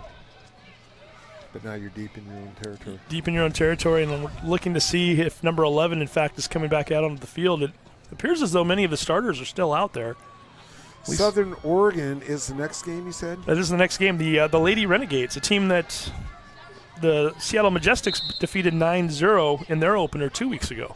And where is the Southern Oregon team based? Medford, Ashland? I was going to give you the very sarcastic answer and just say Southern Oregon, but the truth of the matter is I'm not sure. I would imagine it's probably one of those two perhaps, but Grants Pass? Gold Beach? somewhere in the southern region of the state of Oregon. Perhaps we'll get that information before we get off the air. As pass was intended for Holton and almost going into the hands of Shankman. A little bit of an assist there as it ricocheted off of one player and very close to the other. It's going to bring up a 2nd and 10 as Walsh able to it sounds like I'm being sarcastic, but it is able to throw a pass that is not intercepted, and really that might be why you're letting her throw the ball here a little bit too. You don't necessarily want her leaving the field tonight knowing that her last 2 passes were intercepted. And again, hucks it down the field, headed for Carr. Carr up in the air. Can't get the call. Incomplete, as that was Kayla Hall on the defensive side of things there. Maybe Todd knows where Southern Oregon is stationed. You're driving down there, aren't you, Todd? He is looking it up as we speak. He's getting his driving route underway.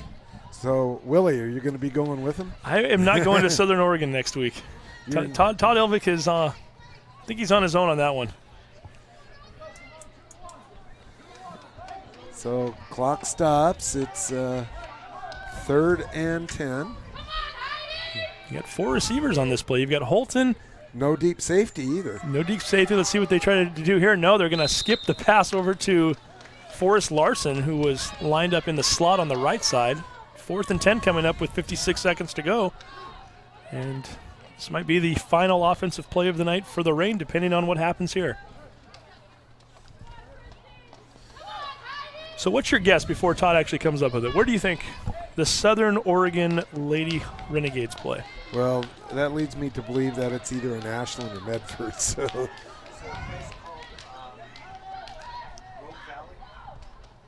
Roseburg.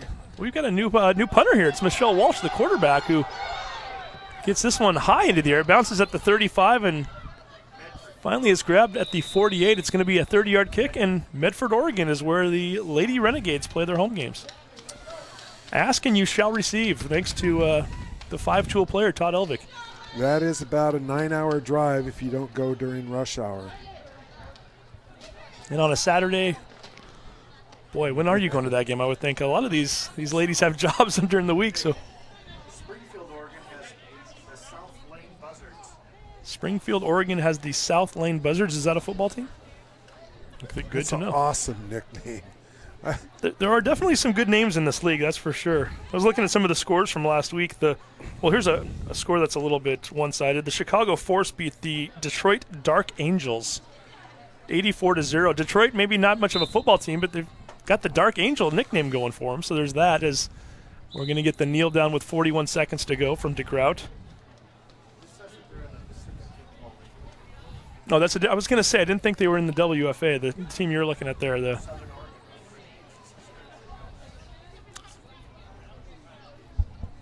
And that might have been the final snap here. Perhaps they're going to make them snap one more time with the play clock.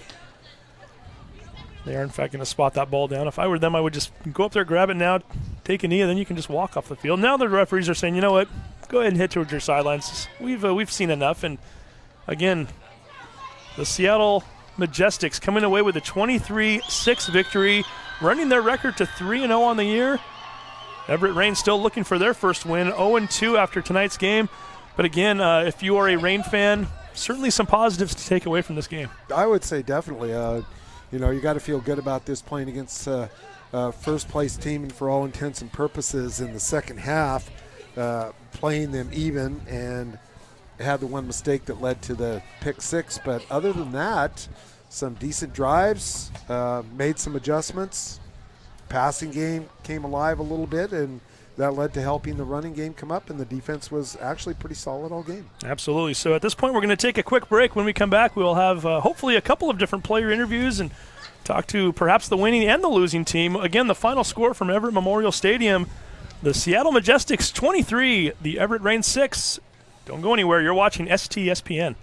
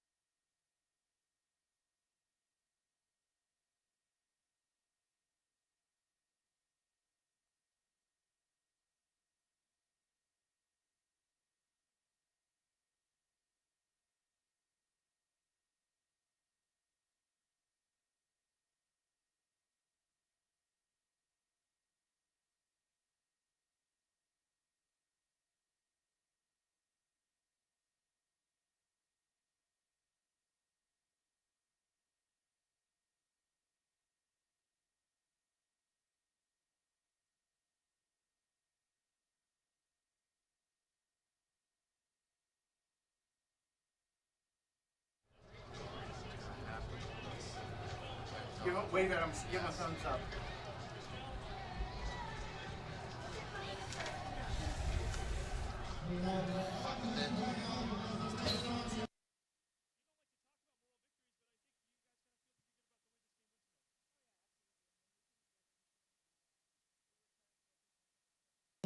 Yeah, there were some errors, but it's one of those things that's what practice is for, is fix those. And so the next time we see them, hopefully that'll be a. passing game looked like it was doing a little better tonight, too. I think you had 9 completions last week. We had you down for 7 or 8 in the first half alone. Tell me a little bit about the transgression of that and how the game is going for you here. Tell me about your receivers a little bit, who you've been throwing to, and how you're feeling about things. Yeah, I mean, I learned how to read the defense, so that does help. I was, after watching film, I was hitting the outside receivers. They seemed to be one-on-one, so that was what I was looking for. I got great outside receivers. I got great receiving core, period, and I can pretty much count on any of them. Now, up until those 2 interceptions midway to late in the fourth quarter, you really looked like you were gaining a little confidence, too. Early in the season like this, and again, you're playing a team that's a Division I team versus your own team, which is Division II. Is it about just getting momentum going into the upcoming weeks? Is it about just kind of getting this team together, knowing that, hey, there's plenty of football left? Is it sometimes not necessarily the score on the scoreboard as much as it is being able to evaluate your own selves afterwards? Oh, yeah, absolutely. I mean, this is one of those things where, we're just learning how to gel together. A lot of these teams have people that have played for 5, 6 years together. We have a lot of rookies, and so getting them to come in and try to work together as a cohesive unit. And that's kind of where we're at. But, I mean, the score, say We're sorry, but there's some issues. Yeah, please bear with us. We're having some technical difficulties with our online interview, so we're working on that. Try to be back here in just a moment. Got some stats here that 5 rushes for 77 yards, so good defense by the Everett. Passing for Rachel Wood in the first half and just 29 or 21 more second half. So she did finish. So it was. And we noticed you played a little more defense tonight. I'm wondering, is that or was that? Okay, that interview's popping in and out here, so. When the defense is on the field, you're trying to make adjustments. Do you look forward to going out there and playing a little DB? Oh yeah, absolutely. I mean, in my first season, I was a D end and tight end, and so it's getting back out there and getting to tackle again is a lot of fun. We actually had a player that got injured in a car accident, and so she was unable to make it, and she was our corner. So I love playing defense, and if I can do it on the corner, then hey, why not? Stick in the middle where all the big traffic is. And I'm not going to let you go without asking about one more play too. In that fourth quarter, ball is snapped over the placeholder's head after that touchdown. You, Johnny, on the spot, you pick it up, you start running, and I've got to think initially you looked down the field and saw nothing but green. You were able to get back to midfield, and I saw you desperately wanting to pitch that ball. You were just waiting for a teammate. Tell me about that play. How much fun was that? Oh, it was so much fun. It was one of those things where, I'm getting older. I'm not as fast as I used to be. And I knew I wasn't going to make it all the way down the field. And so I was looking for someone to hopefully lateral it to just to keep the play going. And that's kind of what happened when I tried to lateral it to Nikki Pelham. And unfortunately, it went a little above her head. And so it ended up where it ended up, but it was fun. And now you got a big trip coming up to South Oregon. Road trips with this team, is that a good bonding experience for players and coaches? Oh yeah, absolutely. I mean, this team in itself, I mean, we're a really tight unit. I believe Casey talked about being a family, and that's exactly where we're at. They come first, and that's how we play on the field too. 3 more home games left this season. For those who are watching tonight who have yet to come out and experience a game, you got the music going right now, fun crowd. What do you tell people when they ask you, maybe whether you're at work or just out in the community, about these games? Give us your sales pitch right now. What do you tell people in terms of why they should come out and watch one of these girls' football games? Well, I mean, first of all, we're opposite the NFL, and I know that people are missing football right now, so why not come out? And it's always nice weather in the spring. So come out and check out the women's professional tackle football. It's nothing like you'll ever see. We actually wear clothes, and it's not the lingerie league, and we're hard-hitting ladies. Hard-hitting indeed. Hey, Michelle Walsh, very gracious in defeat. Thank you very much for your time, and best of luck down in Oregon next week. Perfect. Thank you so much. I appreciate it. All right, Todd, Mike, we're going to throw back up to you. We'll come back here in a moment, and we'll get another interview. Once again, the final score 23-6. Michelle Walsh, our player of the game, playing quarterback, defensive back, and also picking up balls on special teams. Fun night for her. Welcome back. This is Mike Buckles up in the booth and taking a look at some stats. I started to do some stats because the interview with Michelle Walsh was cutting in and out, and we managed to get that taken care of. So we'll again review the stats. So first of all, for the visitors, Seattle Majestics, 25 rushes, a total of 77 yards. The leading rusher was Kiki Williams with 70 yards on 14 carries. C. Hicks, pick 6 in that fourth quarter, 65 yards. And then another player who had a touchdown tonight, Nea Thomas. Nea, you had the first touchdown, so let's start with you. Tell us about the play, 21-yard catch in the end zone, and it puts your team on the board. I got to give all that credit to Coach, honestly. Like, he's seen the defense. He called it. Quarterback seen me. It was there. Like, I don't know. Pump fake from Woods, too, on that play. Tell me a little bit about Woods and the throw. I think she just really read it well. I don't know what to say.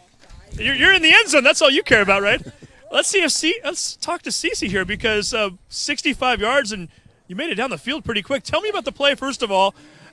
Walsh rolls out to the right. Are you reading her eyes the entire way? Man, I was on her, and I was on my coach told me, he said, for one thing, do not let them get you beat, let you get beat deep. And then he said, when you see that ball, attack it. And so that's exactly what I did. I seen that ball coming, and I attacked it. Now, you caught that ball, and almost immediately you had nothing but end zone in front of you. Did you know right away? I knew I had it. I knew I had it because I seen it coming in. Coach said, you got to catch the ball first and then run. And that's what I did. I caught that ball, and then I took off. That's all I could do. Amelia Carr, you were on her all night. Early in the game, you get that pass interference called against you. I've got to think sometimes when you're a DB, does it make you a little bit hesitant? Do you start to worry that these guys are going to call it tight tonight, or how are you feeling? It made me get my spacing a little bit better, and then like back off a little bit, but not to put too much hands on her, because he was like I healed her a little bit, and I was like, oh no, I can't do that. So I just put my hands back, and coach was like, you got to make sure just practice like you got them behind your hands, behind your back. You know what I'm saying? No hands. No hands Defense. That's what I went and did. As soon as I seen it, I had to go for it. So. And the best way to avoid that, just step in front of them and don't worry about touching them at all, right? That's right. Well, again, 3-0 start to your season this year. You guys missed the playoffs last year, which doesn't happen very often. How motivated is this team knowing that they want to get back into the tournament? We're very motivated. That's our goal. We're going as long as we can go. That's for sure. Yeah. Motivation, sticking to it, becoming a team, and just he said we gotta jewel together. You know what I'm saying? We gotta get together and come together as a team. And shit, once we mash, we good to go. Mash tonight. You're mashed all 3 games. It's your 3-0. By the way, who are these guys running around the field here a moment ago? That's my old teammates. I used to play for Tacoma last year, but I came to join the Majestics. And I used to play with Everett. Yeah. So. There we go. So you came back and you beat your old squad. So. Yes. All right. And she got 2 TDs here between the two of them. You got your teammate here. What do you think of these 2 touchdowns tonight? Oh, awesome. Awesome. We were all on that team. There we go. We're going to throw back up to you again. Seattle Majestics, 23. Everett Rain, 6. Thomas, Hooks, they both get touchdowns, and more importantly, they get the victory. Congratulations, ladies. Thank you. Well, we're going to sign out at this point. So, again, 23-6 is your final score. Everett Rain on the road down in South Oregon next week. Get back here May 6th when they're back at home. Mike, I'm going to throw it back up to you, but again, a nice performance for the Rain tonight. And the Majestics are happy as well. Everybody seems to have won down here as celebrations taking place all over the field, guys. Yeah, Steve having a good time down there with some interviews, first with quarterback Michelle Walsh, and then a couple of players from the Seattle Majestics coming away with the victory there tonight. Just wrapping up for the stats for the Seattle Majestics as we tried to piece this together, but 317 total yards for the Majestics tonight. And now let's take a look at some Everett stats. Struggling a little bit. Everett, 22 carries for a total of 18 yards. Tough going against that Seattle defense. Leading rusher, well, we didn't really have a leading rusher, so we'll just kind of move on. Passing, Michelle Walsh, 6 of 27 with 3 interceptions, 88 total yards. Really the only thing that Everett was getting tonight for the most part.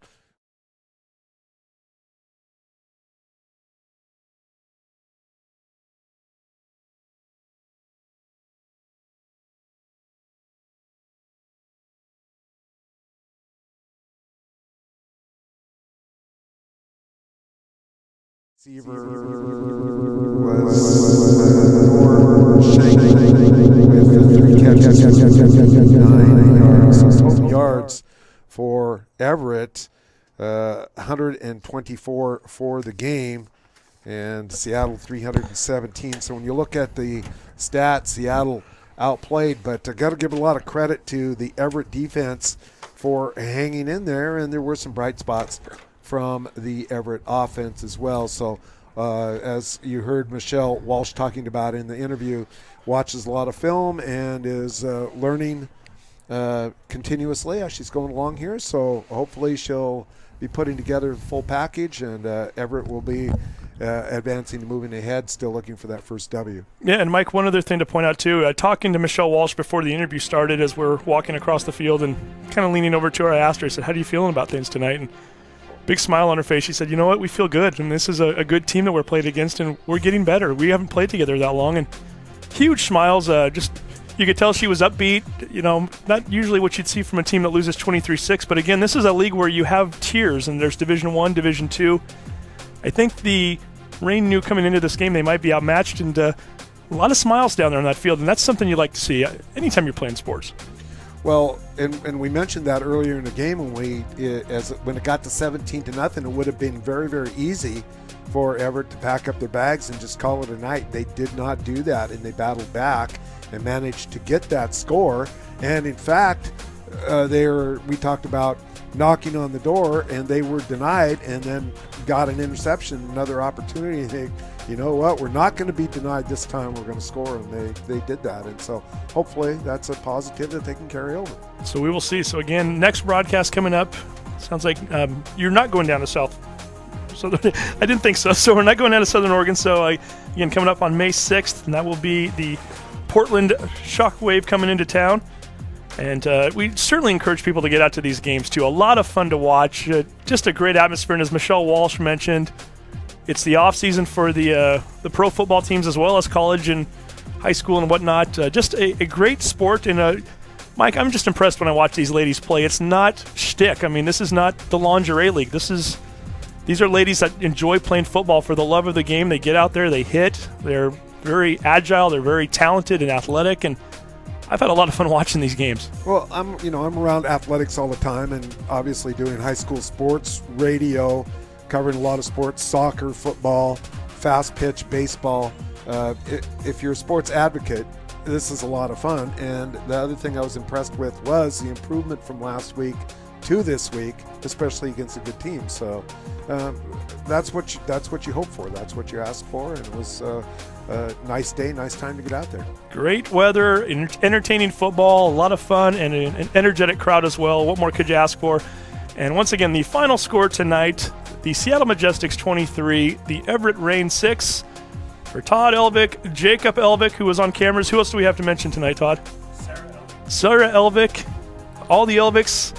Mike Buckholz, been a pleasure again, sir. A lot of fun. Absolutely. My name is Steve Willits. You've been watching STSPN.com. Have a great night.